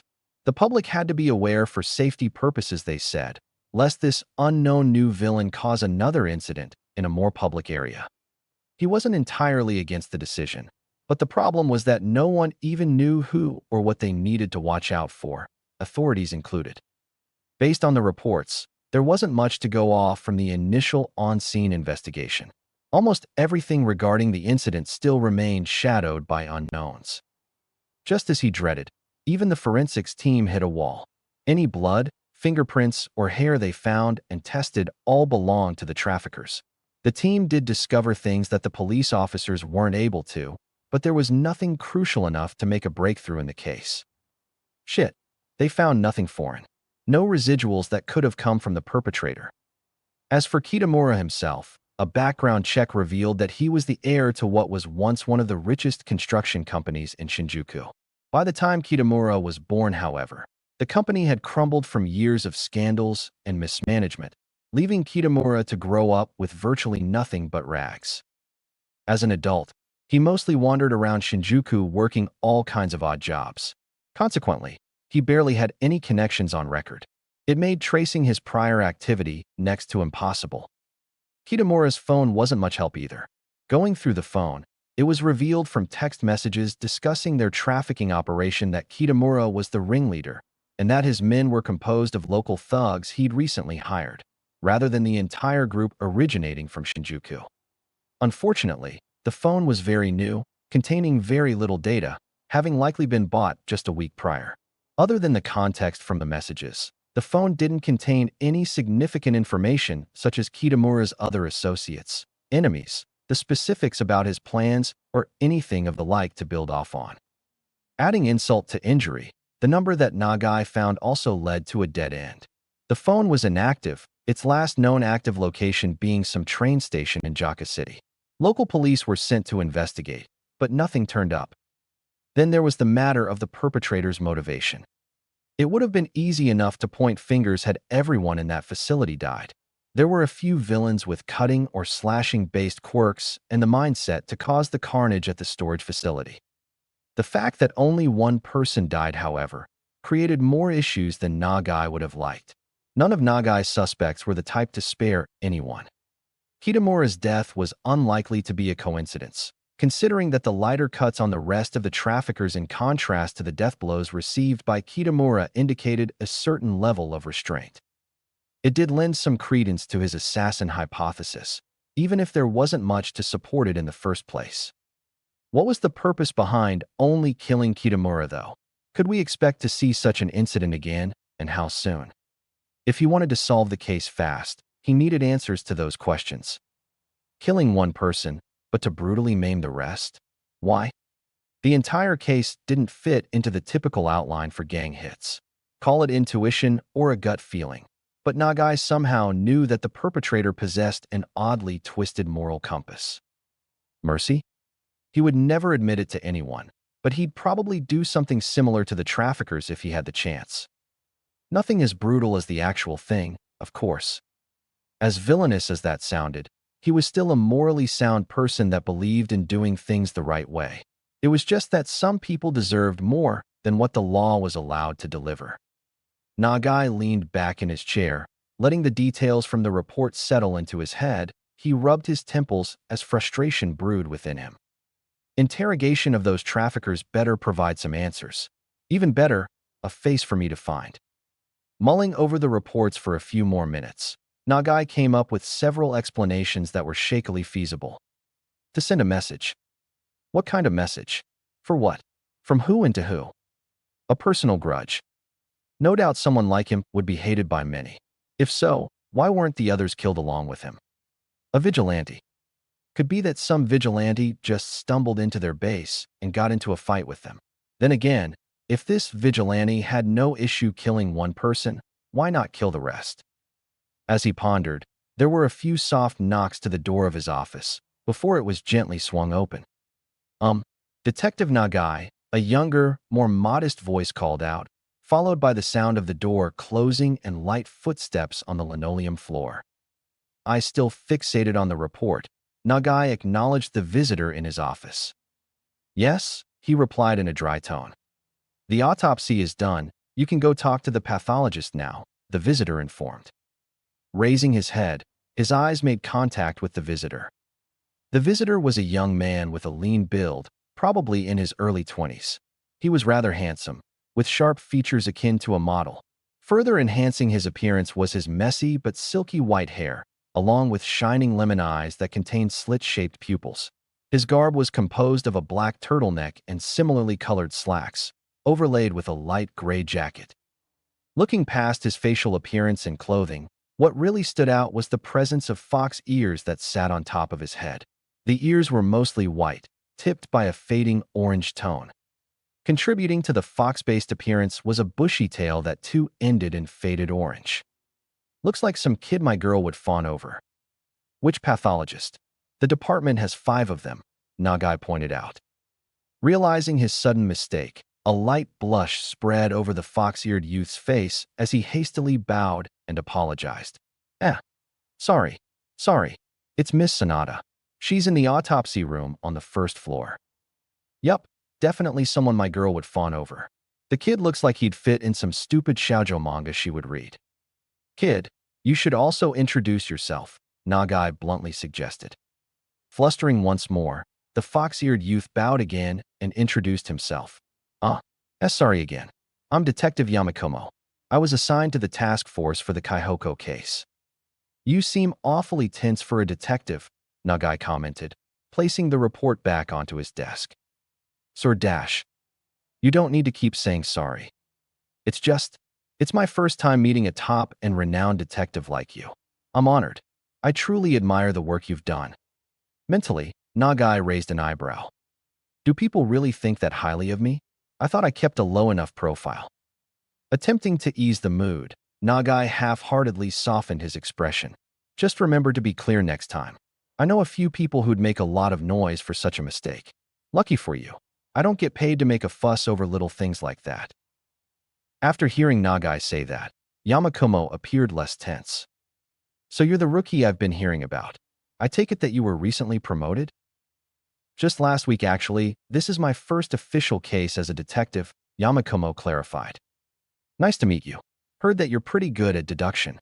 If I'm not wrong, you were key in solving the Shin Hiroka incident and the Yura family case, even though you were just an officer at the time. Yamakomo rubbed the back of his neck, flattered by the praise. It's nothing to brag about, really. I just did what I could to help. It is impressive that you figured out that Yura lady's motive with what little info we had at the time, Nagai complimented, mildly informed about Yamakomo's achievements from overhearing his colleagues' discussions. Small talk aside, Nagai stood up. Since you're already here, do me a favor and gather the other 3 detectives in the task force in the V1 meeting room. I'll be there once I have the autopsy results. Yamakomo obediently nodded. All right. Nagai stepped into the autopsy room, a familiar sight to him considering how often he visited the place. The room's layout was mostly unchanged throughout his years as a VCU detective. To the left of the room was mainly a series of cupboards, filled with all sorts of tools and chemicals. On the right of the room were two autopsy tables, surrounded by steel mortuary chambers built into the walls. Above one of said tables lay a body covered in a white sheet, presumably Kitamura's corpse. Next to said table sat Sanada, slouched on a stool and boredly sipping a mug of coffee. She seems a little too comfortable. Pushing away his distaste at the idea of drinking any sort of beverage next to a corpse, Nagai made his way closer to where Sanada sat. She was a woman in her 30s or 40s, Nagai wasn't too sure, working as a forensic pathologist under the MCPD's employ for roughly a decade. Her quirk was obvious to anyone who saw or met her, said quirk being hair that glowed in almost otherworldly fluorescent blue, akin to some species of exotic jellyfish. Other than her hair, Sanada's facial appearance or physique didn't stand out much, her features being attractive to some, but nothing to gawk at. The way she carried herself was far more laid back compared to the other four pathologists. Nonetheless, that didn't diminish her worth. Nagai didn't doubt her abilities. Per his experience, she was undeniably competent in her field of work. Sanada, Nagai greeted.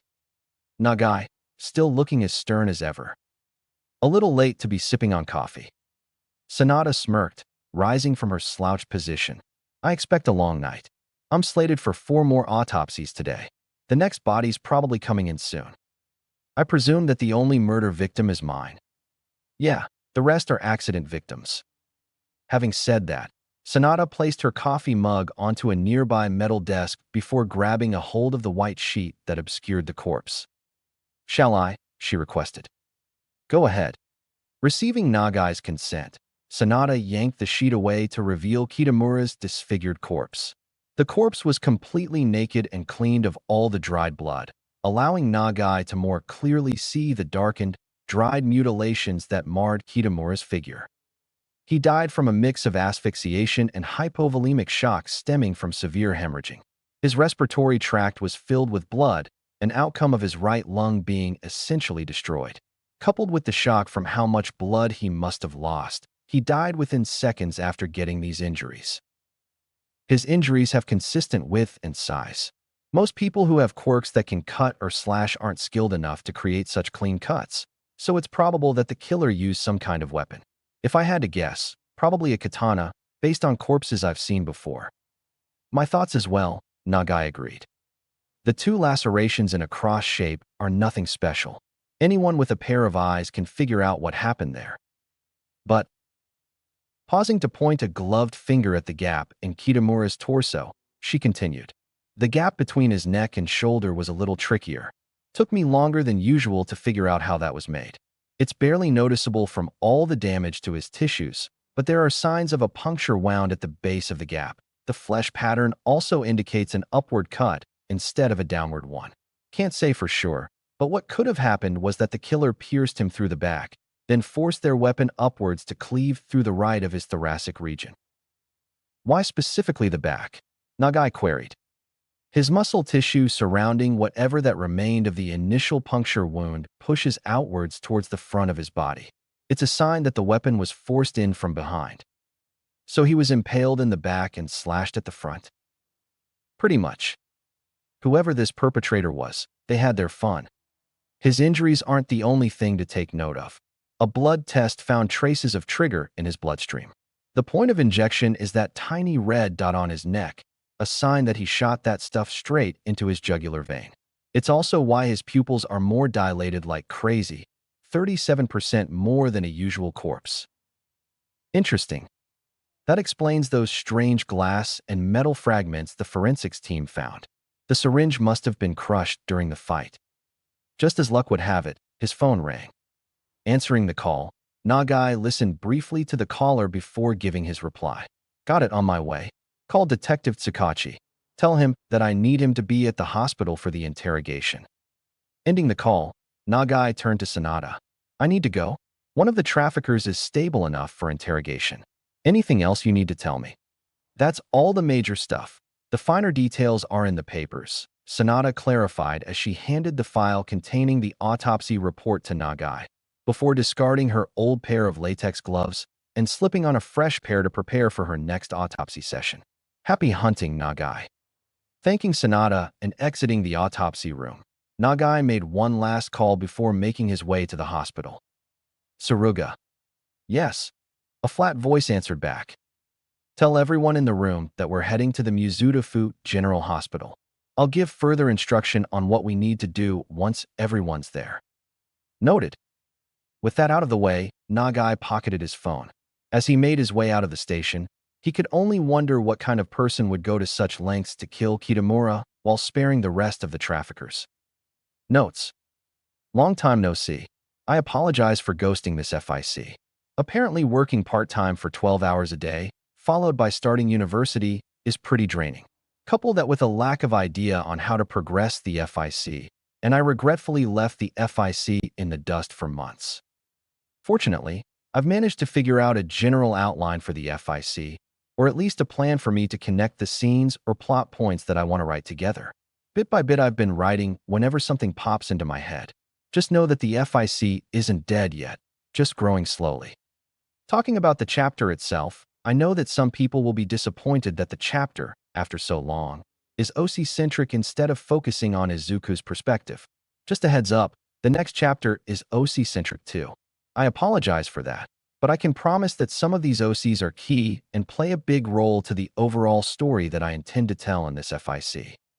As for the OCs themselves, there's more than meets the eye for one of the OCs introduced in Nagai's scenes, so feel free to guess. Chapter 9, Stratagems Revealed. Notes. See the end of the chapter for notes. Chapter text. Passing by the packed waiting room, Nagai could hear the nightly news report that emanated from a wall-mounted TV. The male newscaster's voice gradually softened as he and Tsukachi, along with Yamakumo tailing close behind, neared their interrogee's room further down the hallway. A gruesome sight was discovered last night in a storage facility located at the north of the Kaihoko district. A gang of 16 quirk traffickers were found severely injured with one deceased. Heroes and police are currently still investigating what exactly took place. The rate of hero patrols in the area and its surrounding regions has been reportedly tripled, as a precaution should a similar incident take place.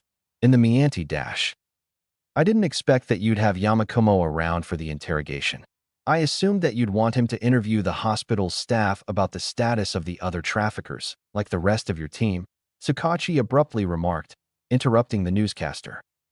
I just figured that young blood like him could benefit from the experience. Tsukachi was pleasantly surprised. Never thought of you as the mentor type. Arriving at the room's door, the three detectives flashed their police badges and detective tags before the officer who stood guard allowed them passage. Inside the room, their interrogee was a skinny, auburn-haired man lying upright in a hospital bed. The man's face was badly bruised in purple and red tones, more noticeably around his nose and temple.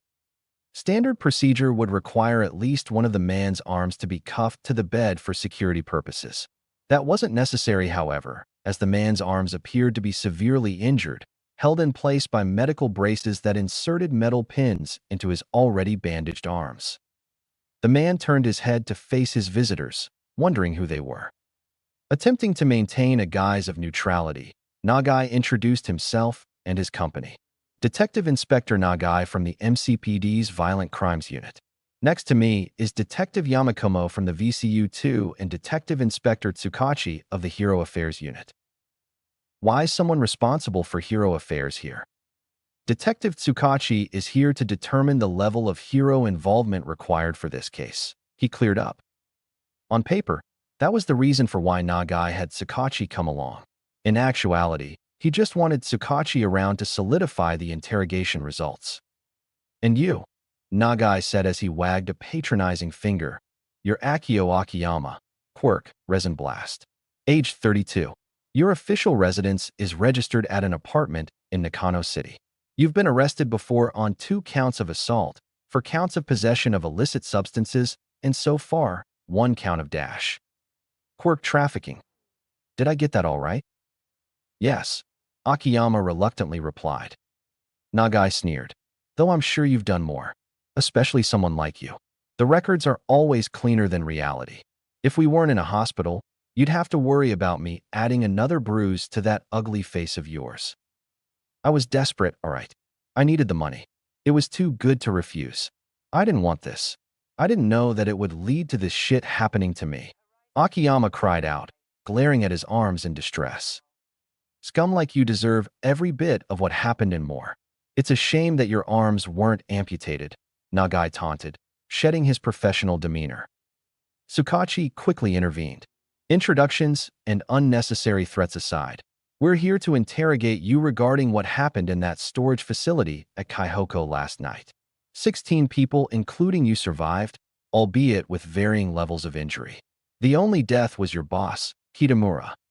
Upon hearing the news, Akiyama didn't seem taken aback by the news of his boss's passing, his expression unchanged. Then Akiyama snarled, "Why the hell should I bother telling you anything? I have every damn right to remain silent. Especially talking to cops like you all. I get nothing out of it. In fact, I'd be digging my own grave." Before Tsukachi could open his mouth to answer, Nagai responded instead. "You have a few reasons I can list. Other than the fact that at least one of you will tell what happened either way.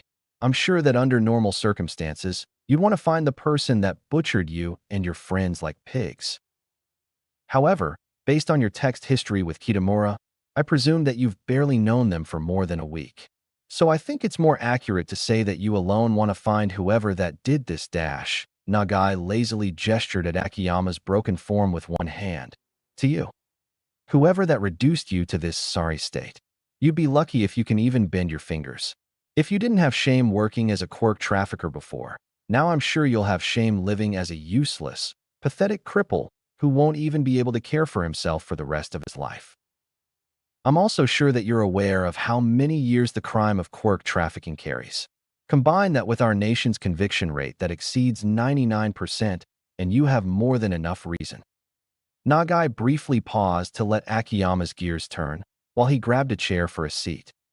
"Since you're the first person we talked to, we can be more lenient, cooperate, and we may be able to entertain the possibility of shaving a few years off your sentence. Naturally, that depends on what you say." "The choice is yours," Nagai informed with a callous smile. As Nagai finished his sentence, he could see a gleam of submission within Akiyama's eyes. "There we go. Say the right truths, plant the right thoughts, and they'll crack one way or another." "Fine, I'll tell." Simultaneously, he could sense Tsukachi gazing at him with a hint of disapproval, bothered by his method of persuasion. Admittedly, it was an underhanded way of phrasing things to influence Akiyama to open up, though as long as it didn't cross a line, Nagai didn't hold any reservations against playing fast and loose for the sake of his own convenience. Once Tsukachi had cleared the formalities and turned on the recorder, Akiyama told his account of events. "You can begin, Mr. Akiyama," Tsukachi permitted. "Kitamura approached me about 2 weeks ago and offered me the job. I was in a rough spot, so I accepted. His down payment was more than enough. A few days ago, he gathered everyone he hired at that storage facility to set things up. Planning, moving equipment, that kind of thing. We surveyed people with specific quirks that Kitamura wanted. Well, what his client wanted actually. Our ideal targets were mostly street whores, the homeless and runaway teenagers, people that wouldn't garner too much attention if they went missing." "Sick fucks," Nagai muttered under his breath. "Yesterday evening, Kitamura said that he needed to meet a potential partner, so he went out alone, while he ordered us to continue on with preparations." Nagai fiercely demanded to know their identities. Who was this client and partner? "No clue. He never told us who he was working with or for. Didn't trust us enough. He just told us to follow his orders, or we wouldn't get paid in full." Then, an hour after Kitamura left, we were attacked. "By who?" Akiyama took several deep breaths to calm his nerves, preparing to narrate the traumatizing series of events he experienced. "We didn't know someone broke in until we heard screaming. It all happened so fast. Everyone rushed into the foyer to see what was going on. It came from one of the guys. He was screaming on the ground with huge gashes all over his body. Once everyone was there, we heard a second scream from a guy I was more familiar with called Higashi. This time, everyone saw who did it. It was someone dressed in all black, holding a katana. They wore a black jacket with the hood up, black cap, black mask, and black gloves. Black everything. The only part one could see was the upper area of the face. Nagai scowled.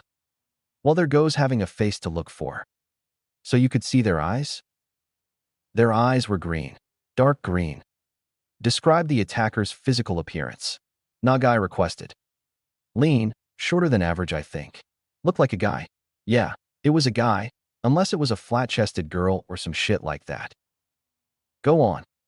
I can't tell if it was a quirk or just skill, but while everyone was looking around trying to figure out what happened to the first guy, he snuck behind Higashi and stabbed him back in the back. The first guy was a trap to lure us there, to get everyone in one place. As both of them were screaming their lungs out, the katana guy stared at us while we stared back. Beneath that mask, I swear he was grinning like crazy. Some of the guys with mutant quirks or a weapon tried rushing him, while the rest of us prepared to use our quirks on him. Then all hell broke loose, Akiyama grimly stated. One by one, he cut down each of us.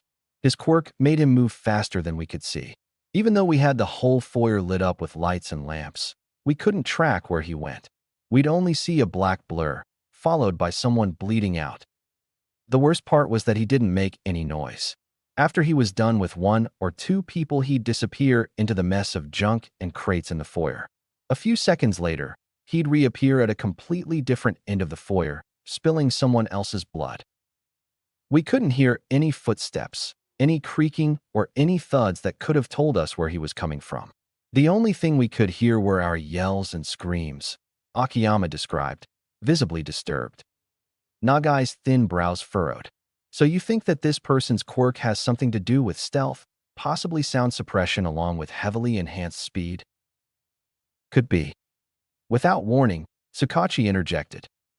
Are you trying to say that this person has two quirks? Akiyama's eyes widened a little. I don't know. Is that even possible?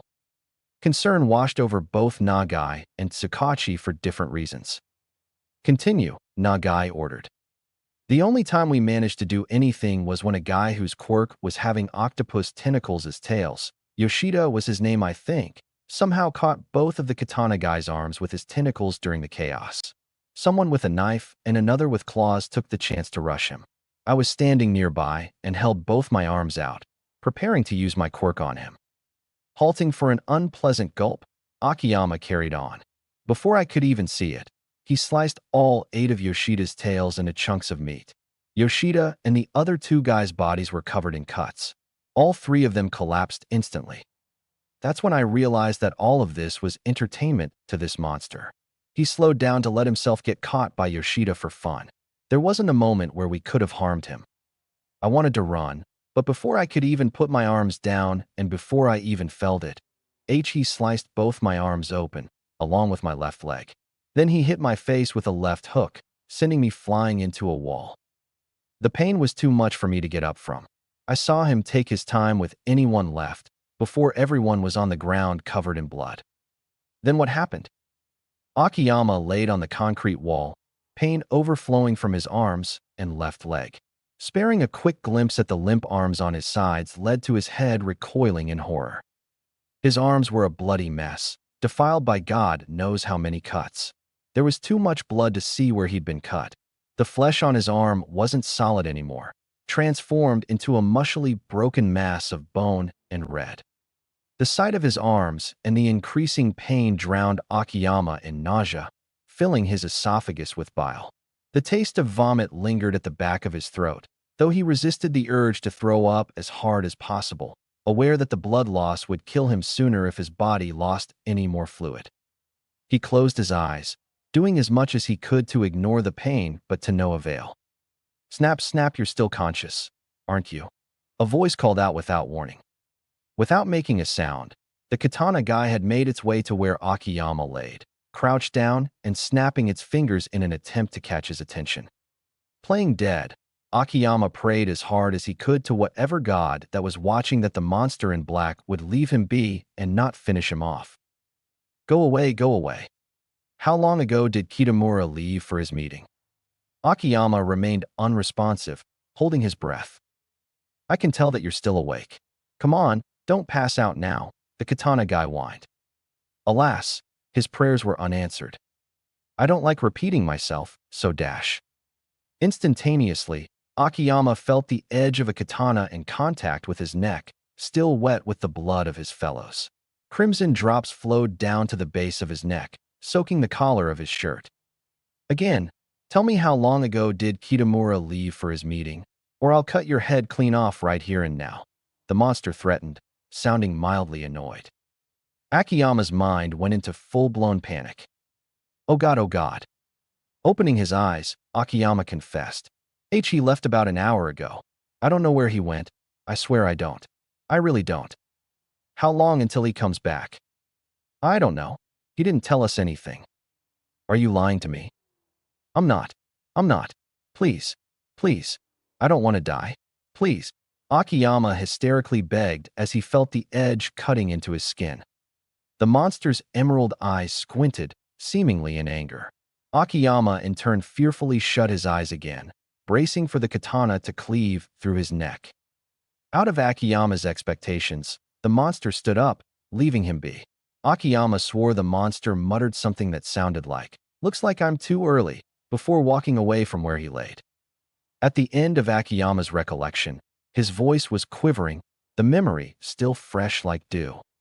What did this katana guy sound like? H's voice. It sounded deep, but it was weird, like someone trying to sound like another person. Interesting. Nagai's eyes narrowed. What else happened? Seconds after he was done talking to me, I saw someone limping for the exit. The katana guy noticed too. That poor bastard ended up on the ground with a katana through his shoulder. They said something to each other before the katana guy walked out of my view. I didn't see him again. What about Kitamura? After what felt like hours but probably minutes, I saw him walk into the foyer. I don't remember anything else. I think I passed out from the blood loss. Is that all you remember? Akiyama took a long blink before giving his answer. Yes, that's all I can think of. Nagai stared intently at Akiyama for a few seconds, before proceeding to his final few questions. Tell me, other than that partner and client, did Kitamura mention anyone that stood out? Any superiors, associates, friends, rivals, enemies, or anything of the like? Kitamura grimaced before responding. No, like I said, he kept everything to himself. Nagai was unsatisfied with that answer. Think hard and tell me again. Akiyama thought hard for a few minutes, before responding once more. Well, now that I think about it, a couple days ago, I overheard Kitamura having a conversation with someone. I'm not sure who it was since it was over the phone, but Kitamura mentioned something about how this better be worth it, and he'd make sure that things were ready. It was none of my business, so I didn't bother staying to listen. Nagai leaned back in his chair, digesting the new information. Could it be that number from Jaku? Anything else? Their conversation paused again for a minute or so of silence, before Akiyama uttered his final answer. That's really all I can remember. We're done. Get well soon. Nagai stonily concluded without an ounce of emotion. Once Tsukachi had turned off the recorder, Nagai rose from his seat and left the room without sparing any more attention to Akiyama, followed closely by Tsukachi and Yamakumo behind. Closing the door, Tsukachi gave Nagai a stern look. That was rather out of line. Tell me, did you mean every word you said just now? A near imperceptible frown formed on Nagai's lips. That's irrelevant to our investigation. I do what I need to do for results. For a moment, a layer of unease permeated the air between the two. Shrugging his shoulders, Nagai pushed Tsukachi's grievances aside. Back to the reason why I brought you here. Was he lying about anything? No, everything he said was true, or at least he believes it is. Nagai let out a groan of annoyance, placing a hand to the side of his head. Akiyama didn't reveal enough, but we need to work with what we have. You haven't interrogated the other traffickers yet, Tsukachi reminded. If that's all Akiyama knows about and he wasn't lying, I don't expect that his friends will know any more than him. Nagai turned to face Yamakumo. Yamakumo, what do you think? Me? Taken off guard, Yamakumo pointed at himself, unsure whether he was being asked for his opinion. His fox ears twitched nervously, betraying his hesitation. Yes, you. What are your thoughts about Akiyama's testimony? Well, the description of this katana guy, especially the speed and stealth, matches up with the lack of evidence found. If what he's saying is true, this katana guy, he's deadly. Nagai crossed his arms, his expression unreadable. Someone with a quirk like that, moving at that kind of speed while suppressing sound, coupled with that level of skill with a katana, is more than deadly. This is an assassin's work, and a professional one it seems. His suspicions practically spawned the second he finished reading the scene report. The testimony all but confirmed it. Tsukachi added, "It's possible that he did what he did with the use of some high-end support gear. That would explain some aspects of his quirk." Possible, Nagai accepted. Still, leaving behind no evidence implies a high level of skill. There was a brief silence as the three detectives deliberated. Yamakumo finally broke it. "What do we do next?" "We figure out who this partner and client are," Nagai decided, refocusing his thoughts. "Kitamura's dead, but all of this is interconnected. There's a network behind him. No chance someone like him did this alone. Those resources came from somewhere." "I agree. Based on what Akiyama was talking about, I think there's something bigger going on than just quirk trafficking," said Yamakumo. As for that assassin, Nagai contemplated, moving a hand to his mouth. Yamakumo tilted his head slightly. "What about tracking him through the quirk registry? We have a rough profile, dark green eyes, below average height, speed and stealth enhancements. Maybe we can narrow down some suspects." "It's doable," Tsukachi approved, but his voice was doubtful. "However, you'll be limited to criminal records. If this guy is smart enough not to leave any evidence behind, it's not unlikely that he has his quirk registered as something else or he doesn't have a criminal record. Someone like him would know to do so to avoid leaving any trace." "Then we file a request to access the civilian registry too," Yamakumo suggested. "Of course, that's just what I think," he hastily added. "You can, but I'm not sure if it'll be approved. Officially, this case hasn't progressed to an extent that requires accessing the civilian registry," Tsukachi explained. Subtly, Nagai rolled his eyes. "Red tape, what a waste of time." "Speaking of waste, Yamakumo, find the others and ask if any of the traffickers are stable enough for interrogation. It'd be a waste if we only came here to interrogate one person," Nagai ordered. Nodding, Yamakumo set off to find the other three detectives, leaving Nagai and Tsukachi be. Once the young detective was out of earshot, Nagai turned to Tsukachi. "Again, thanks for the help." Tsukachi smirked. "Don't get too comfortable, Nagai. You have your cases, and I have mine. Also, you own me now." Nagai smirked in return. "Of course." Things were quiet for about a minute. Then out of the blue, Tsukachi asked, "What do you think of him?" "Yamakumo?" "Yeah. He's observant, sharp, but he's still young, inexperienced, and needs to work on his self-esteem. This case is going to be tough for someone new." Nagai's tone shifted. "We don't have time to coddle anyone. The kid himself knows it too. There's something more going on, and we know too little. We're looking at a chance of yesterday's bloodbath repeating somewhere else or an active trafficking ring. Time is of the essence. Finding that assassin or Kitamura's associates places us one step ahead of everyone else. Still, I trust that the kid's competent enough to keep up despite his nerves. He's got the potential," said Nagai, his expression softening. Inari Yamakumo stepped into his sedan, settling his well-groomed tail into a comfortable position before starting his car's engine. After the interrogation session, Detective Nagai had predictably ordered everyone to regroup at the station to further discuss their findings. It was a surprise to him that Detective Nagai had offered him the chance to participate in the interrogation session as an observer. Inari expected that he would have needed to ask for a chance to participate in the interrogation, followed by a high likelihood of denial from Nagai. The old man was far more lenient and open than Inari had expected, though that was probably in part influenced by Inari putting on the act of a shy and flustered rookie. Exiting the hospital's compound onto the main road, Inari searched for a contact labeled as Uncle on his car's touchscreen before dialing it through the car's wireless call system. Things felt a lot easier for Inari after his promotion. Being a detective meant that he wasn't restricted to dressing in a boring blue uniform. More importantly, It meant that he was rid of that damn body camera, no longer needing to wear it on his person. It was tedious, since with that body cam around, he could only call his uncle once he was off duty. Inari waited for a bit before his call was picked up. Inari answered a masculine voice on the other end of the line. The voice was gruff and aged, belonging to someone who was at least 20 years Inari's senior. So far, the police are in the dark.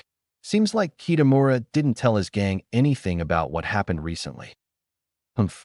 If he told them the truth, I imagine that they'd flee away with their tails between their legs, leaving him to thrash out in the open. But I did find something of note. Apparently about an hour before he was killed, Kitamura left the facility and met with someone, a partner of sorts. I believe Dash. Huh. That partner he met with was one of my men masquerading as an information broker, the voice revealed. Inari was surprised by the revelation. What? Why would you have someone do so? Inari questioned, genuine intrigue filling his voice. It was a way to ensure that he would stay in one place, to give him a false sense of security. I've despised that degenerate for as long as I've known him. Such a chance to deal with him cannot be wasted. If you hated him so much, why kill him now?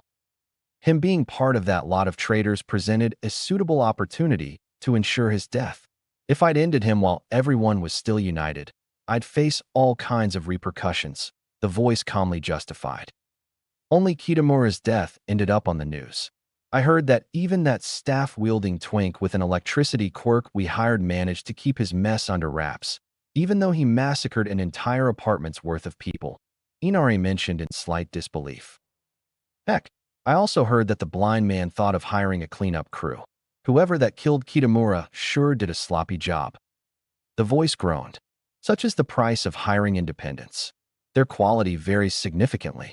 Despite that, most of them are worth their value. Even that sloppy one appears to possess a powerful quirk. Then I suppose you know who was hired to kill Kitamura? Inari asked, interested about the identity of the individual that put an end to Kitamura's detestable existence. That independent was hired through a mediator. As much as I wanted Kitamura dead, he didn't warrant too much of my attention. It wasn't necessary to personally hire any specific independent for the task. I have more important matters to spend my time on. Inari wanted to point out that his uncle cared enough to get someone to pose as an ally for Kitamura, but he decided against it. On a positive note, with how many channels and proxies we use to hire independents, it's impossible that anything gets traced back to us at all, Inari noted, lightly chuckling in the process. Still though, I'm shocked that you don't sound too unhappy. I presumed that you'd refuse to pay for such subpar work like that. At first I too, like the rest, were in more crass terms, pissed as fuck. The plan was to discreetly deal with Kitamura, then send some men to either eliminate or assimilate whatever that was left of his group. Kitamura's original group was executed when he fled from Shinjuku, so it should have been simple enough to coerce the insignificance that he had hired into working under us. The voice let out a deep exhale. Truthfully, having the police and heroes involved this early poses a great risk. Despite that, Naoto sees the value in this turn of events. He believes that we may be able to use their involvement to our advantage. How so? We use the police and heroes to create another form of pressure for the traitors. Another thorn by their side, if you will. How exactly? Time will tell. We need to see how this whole debacle plays out before we decide on the next step. Concern filled Inari. Is that a risk we're willing to take? There's a chance, too, that we expose ourselves. Expose everything that's been going on. By all means, we can't underestimate pro-heroes or the police. Inari heard a pause on the other end of the line, a slight rustle as the man shifted, likely thinking of how to respond. The sound of raindrops softly tapped against his windscreen as it began to drizzle, filling the momentary silence. I am not saying we should. I have my doubts too, considering how conceited Naoto can be at times, the voice agreed. But frankly, he's not wrong. As long as we tread with caution, we can utilize them to our benefit. We have infiltrators like you within the police force to ease that process. If you say so, Inari reluctantly accepted. So far he'd remained mostly passive, observing and collecting information relating to police operations. Attempting to influence an investigation would bring an entirely new set of variables. Inari didn't doubt his skills in manipulation and cunning. Of course he wouldn't. He's a heteromorph that resembled a fox. But variables were variables, and Inari wasn't keen to take uncalculated risks. You've worked under them for long enough without inciting even a hint of suspicion. You have nothing to fear, the voice assured, recognizing Inari's concern. But the voice quickly shifted into a tone of reserved concern far deeper than that of Inari's. Will Nagai be a hindrance? The drizzle transformed into a downpour, drumming against his car's windows. True to his reputation, Nagai's willing to use less savory methods to get what he needs. To what degree, I have no clue. Not to worry, though, risky as it is, I should be able to influence the flow of the investigation. And if Nagai gets too close, well, as much as I hate to say it, I'll take care of him. Inari could imagine his uncle clasping his hands together in satisfaction, followed with a smirk. Excellent, his uncle praised. Besides Naoto's perspective regarding the matter, he also says that we've sent a message to the traitors. A message? To paraphrase him, let them see it. Let the news be plastered for all of them to see. It is a herald of our might, our formal sign of first blood. We have indulged these fuckers for too long. It's time we start killing off these fools. Even if they have allied themselves with that fossil, we are more than capable of wiping them out. Quite the statement, I dare say, the voice remarked. Hey, what did you expect from someone of his background? Inari joked. Unexpectedly, his uncle let out a brief laugh before returning to business. Enough chit-chat. For now, you just keep playing your part. There is nothing that necessitates your direct action, yet. Remember, you let us know immediately should any developments occur. The voice emphasized, more serious than before. Inari's hand tightened on the wheel. Of course, I'll keep you updated. The call ended abruptly, leaving Inari alone with the noise from torrents of rain that seemed to grow heavier and heavier by the second. Inari glanced at the car's clock. It would be time to slip back into character. Pulling into the police station's parking lot, Inar leaned into his seat, gazing at his reflection in the rearview mirror. The dark and storm of the night shadowed most of his face, but his yellow irises shone brightly, dimly illuminating his face and making his slitted pupils more sharp and piercing than usual. You're a detective, Inari. You earned it, even if your loyalties lie elsewhere. Sure, the shy, easily flustered and hesitant detective was an act, but that didn't mean Inari was always confident in himself. The pressure and consequences that came from a single misstep constantly lingered in the back of his mind, chipping away at his sense of worth. Maybe that's why I play this role so well. He wasn't just playing the role of a rookie detective, though. He was a pawn in a much grander, finer game, one that he didn't know the full extent of. The first wave of hits were a harbinger of things to come. Shutting his eyes and suppressing a tensioned huff, Inari opened a black umbrella, stepping out of the car and making his way into the station, blending into the routine buzz of officers, detectives, and staff. Inside, Inari nodded at familiar faces offering polite greetings as he made his way to the V1 meeting room. As he entered, he spotted Detective Tsuruga seated alone at one end of the conference table. Inari bowed and smiled faintly at Tsuruga, the same shy, flustered act he'd perfected. Tsuruga simply nodded in return. Taking a seat opposite of Tsuruga, Inari waited as everyone else arrived minutes later. As Nagai began the meeting, Yamakumo could only think about how everything would unfold. Notes. So finally we have some more significant plot developments. There's something big going on, and it's just beginning to escalate bit by bit. What role will Izuku play in all this? Well, we'll see. Chapter 10, The Caduceus Contract. Notes. See the end of the chapter for notes. Chapter text. 40, 41, 42, 43, 44. Beep beep.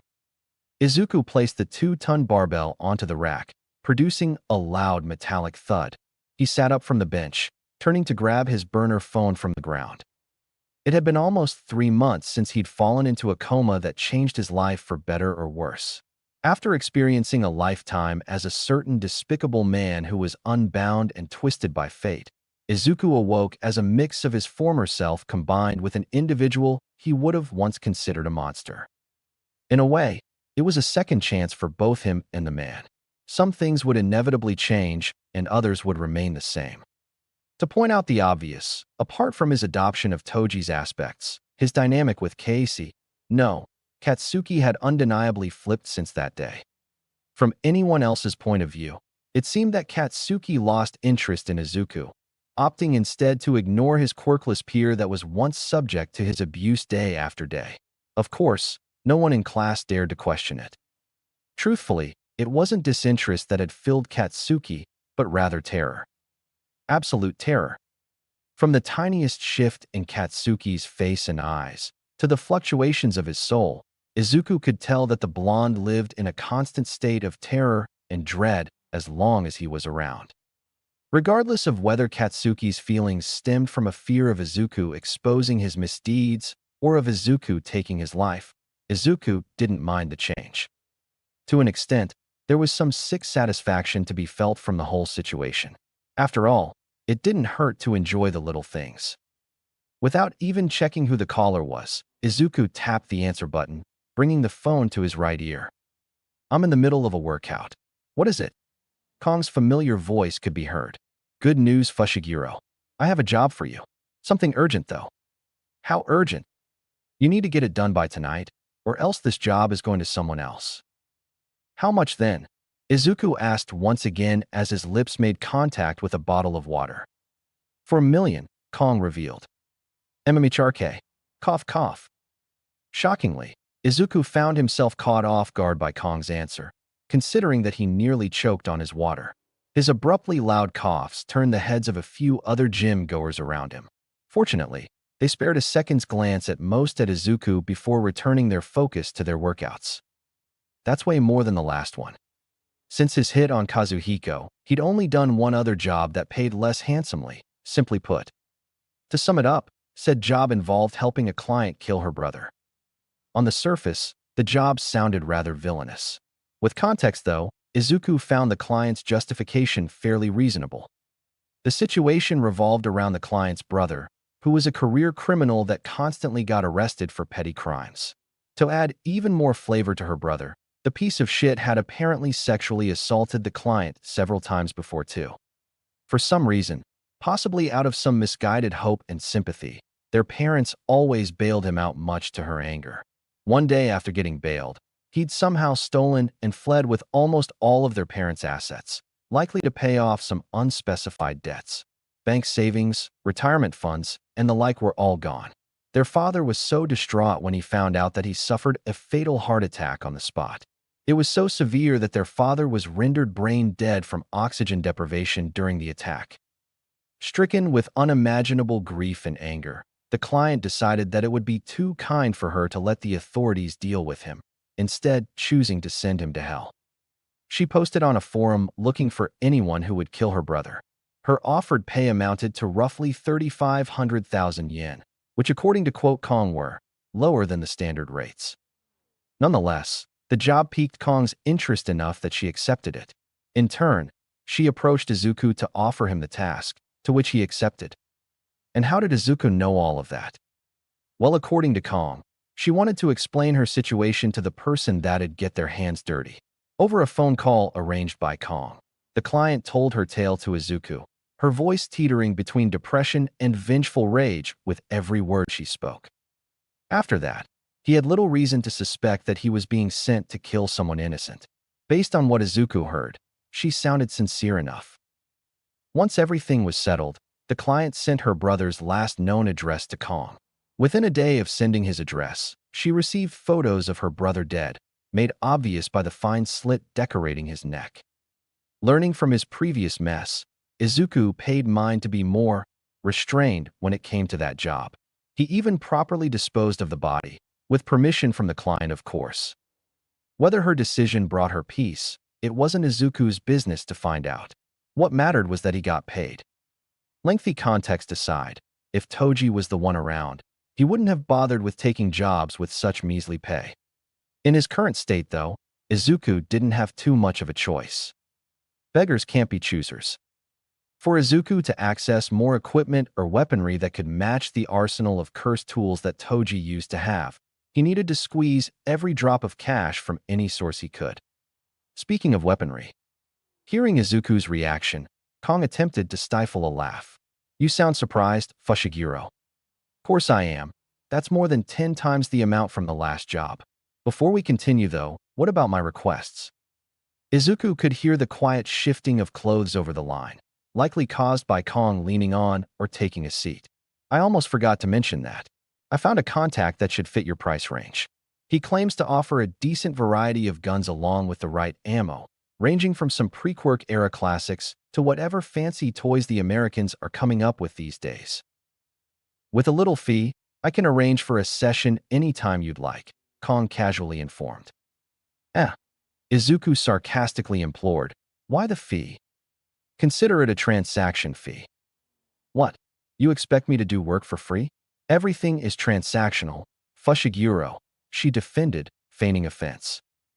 Izuku almost smiled with amused exasperation. Some things never change. Fine. How much? I haven't decided yet. Izuku attempted to give a witty remark before Kong moved on. As for the weaponsmith, I found someone that will hopefully satisfy your level of skill. Yes, there will be a fee for that too. This time, Izuku couldn't help but roll his eyes at the blatant reminder. Now, on to the matter at hand. This time, you'll be doing a rescue mission. Huh. Again, Izuku was caught off guard. He couldn't recall if Toji had experience doing anything of the sort before. I didn't know you helped save people, Izuku commented. I meditate on a wide range of services. It's not a rare thing among middlemen. Shouldn't heroes be the ones doing the rescuing? I don't think assassins are exactly the best people to do that. There are some people that our clients want to keep from falling into police hands. The person that you need to rescue is one of them, a doctor by the name of Minato. He's been kidnapped by the client's enemies. For now, he's being held captive at a Yakuza safe house disguised as an office building. The place is located around the more rundown parts of downtown Mizudafu. You should also know that the client for this job is the same one from the Kitamura job, Kong mentioned, likely an attempt to remind Izuku of what he did on his first job. Never would I have expected you to get another gig from that client after what I did. Things were urgent for them. Whoever answered first got the job. In any case, you're not my only agent. There's plenty of other people from nearby cities that would gladly take the job. You just happen to be the only competent one with a strong quirk I've seen in Mizudafu so far. So don't mess this up. I'm giving you another opportunity for a big job. Get the doctor out before tonight. If you don't, he'll be tortured to death by the next morning. And if he's dead, we don't get paid. The client wants you to get rid of everyone in that safe house too. So feel free to let loose, she added. Do I need to worry about the mess? The client will have someone clean up after the job is done. No need to worry about that. Do I get a bonus for doing so? As far as I know, sadly no. However, a bonus is not entirely non-negotiable. I've already sent you your full instructions, so get going, Kong ordered. Without another word, the line went dead on the other side, leaving Izuku to read through whatever that Kong sent. Slumping onto the bench, Izuku checked the time. It's almost evening. Guess I'll have to end this workout session early. Time to prepare. As Izuku was getting ready to leave the gym, he had another thought pop into his mind. Right, I need to think of an excuse to leave at night. What should I tell Mom? Minato Fujimori was not having a good time. In fact, this was probably going to be the worst and last day of his life. Now, doctor, I'm going to ask you again, cooperate, pledge your services, and you'll save yourself a lot of pain, a calm voice offered. Currently, he was in a grimy room, strapped to a plastic chair. His hands and feet were bound respectively to the chair's handles and legs with zip ties. Surrounding him were his captors, consisting of 7 men, 6 of whom that dressed in a mix of collared shirts and suits. Only one of them was properly dressed, while the other 5 were dressed more sloppily in comparison. There was one captor that stood out, who was not dressed in anything at all as his entire body was harmlessly engulfed in flames. A living torch. Leading the captors, and the one who offered to spare him, was a plain-looking man who reminded Minato of a Japanese suburban dad he'd usually see in TV dramas. What they were asking him to do, it was insane. Madness. He'd done all kinds of things that he shouldn't have done as a doctor, given his position as someone who pledged to save lives. But even he had his ethical limits. He'd die before he'd break and involve himself in a plan like that. Mustering the courage, Minato took a deep breath. For the last time, no. Then you'll have to bear the consequences, the leader concluded. Motioning his colleagues, the leader was handed a briefcase, which opened to reveal a set of tools. From the briefcase, the leader picked up a large pair of curved scissors. Since you'll need your hands, and I'm so kind, we'll start with your pinky finger. Before Minato could even respond, the upper half of his left pinky was gone, replaced by a bloody stump of muscle. He could see a rough tip of bone before it was smothered by the thick, red blood that gushed out of the stump. Raw, unfiltered agony tore through Minato. He could only helplessly struggle and scream in torment against his restraints while his captors boredly watched. Once Minato's screams were reduced to tearful whimpers, the leader readied his scissors to snip off the next half.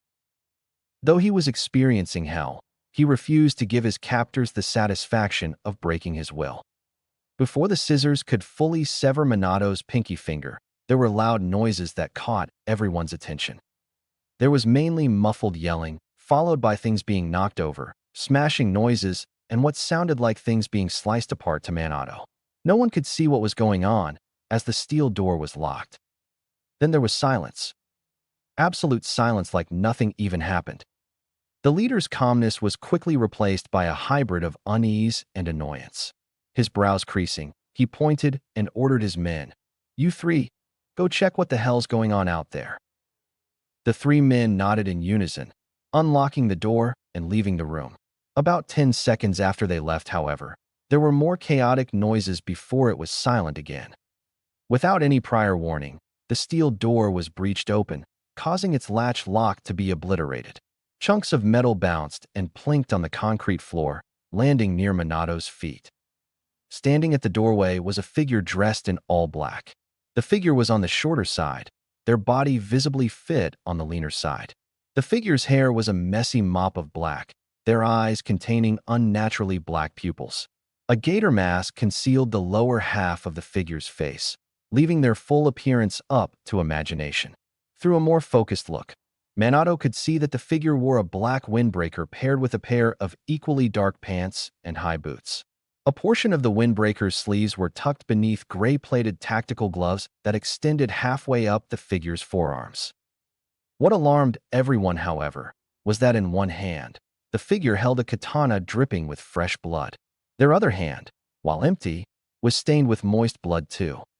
The leader and his remaining men readied themselves against the abrupt intruder. Before they could even take a step forward, however, their bodies were assaulted with a barrage of slashes.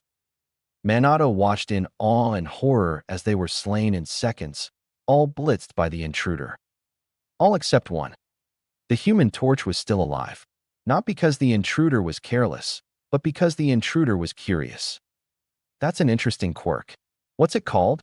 the masculine-sounding intruder nonchalantly asked, as if nothing out of the ordinary had happened. Coming to his senses, the Human Torch rushed for Minato. Using his left hand, the Human Torch grabbed Minato's neck and slammed him to the ground. He outstretched his other arm that glowed dangerously bright and angled it at Minato's head. Without a doubt, it was a desperate attempt to hold Minato hostage.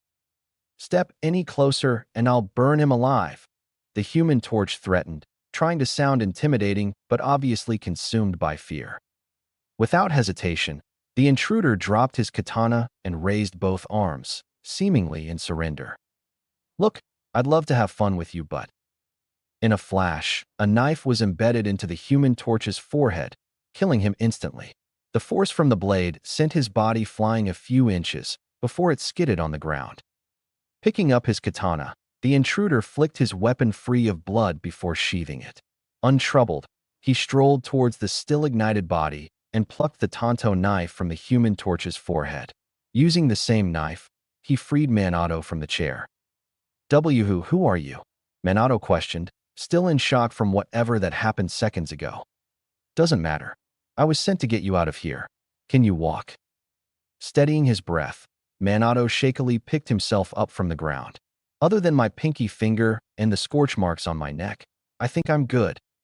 The intruder tossed a bandage at Minato's direction, who barely caught it with his uninjured hand. Time to go, the intruder commanded, stepping out of the room in the process. Minato followed suit while bandaging his pinky finger. Making their way through the building, Minato found that the place was strewn with bodies, courtesy of the intruder, of course. Most of the corpses were violently riddled with slashes, though there were a few bodies that seemed to be victims of death from blunt force. Horrifically, there was one body that was missing the upper part of its head, its entire skull obliterated from crushing or a powerful blow. Behind what remained of the head was a wall splattered with a mix of crusted blood and slimy cranial matter. Twistedly, it resembled some piece of abstract art. That explains the glove. As a practicing doctor who occasionally dealt with the underground, Minato was used to seeing all sorts of bodily injury and harm, but even he was unsettled by the level of gore displayed. In total, Minato counted about 25 or so bodies before approaching the building's exit. There were potentially more, considering that the intruder probably had to clear the entire building to reach Minato. He tried his best not to shudder. This person, he's a monster. As Izuku and Minato stepped out of the office building, they found that it was already late into the night. Minato remembered that it was about twilight when someone pulled a bag over his head and yanked him into a vehicle while on his way back from work. Fortunately for them, the surrounding streets appeared to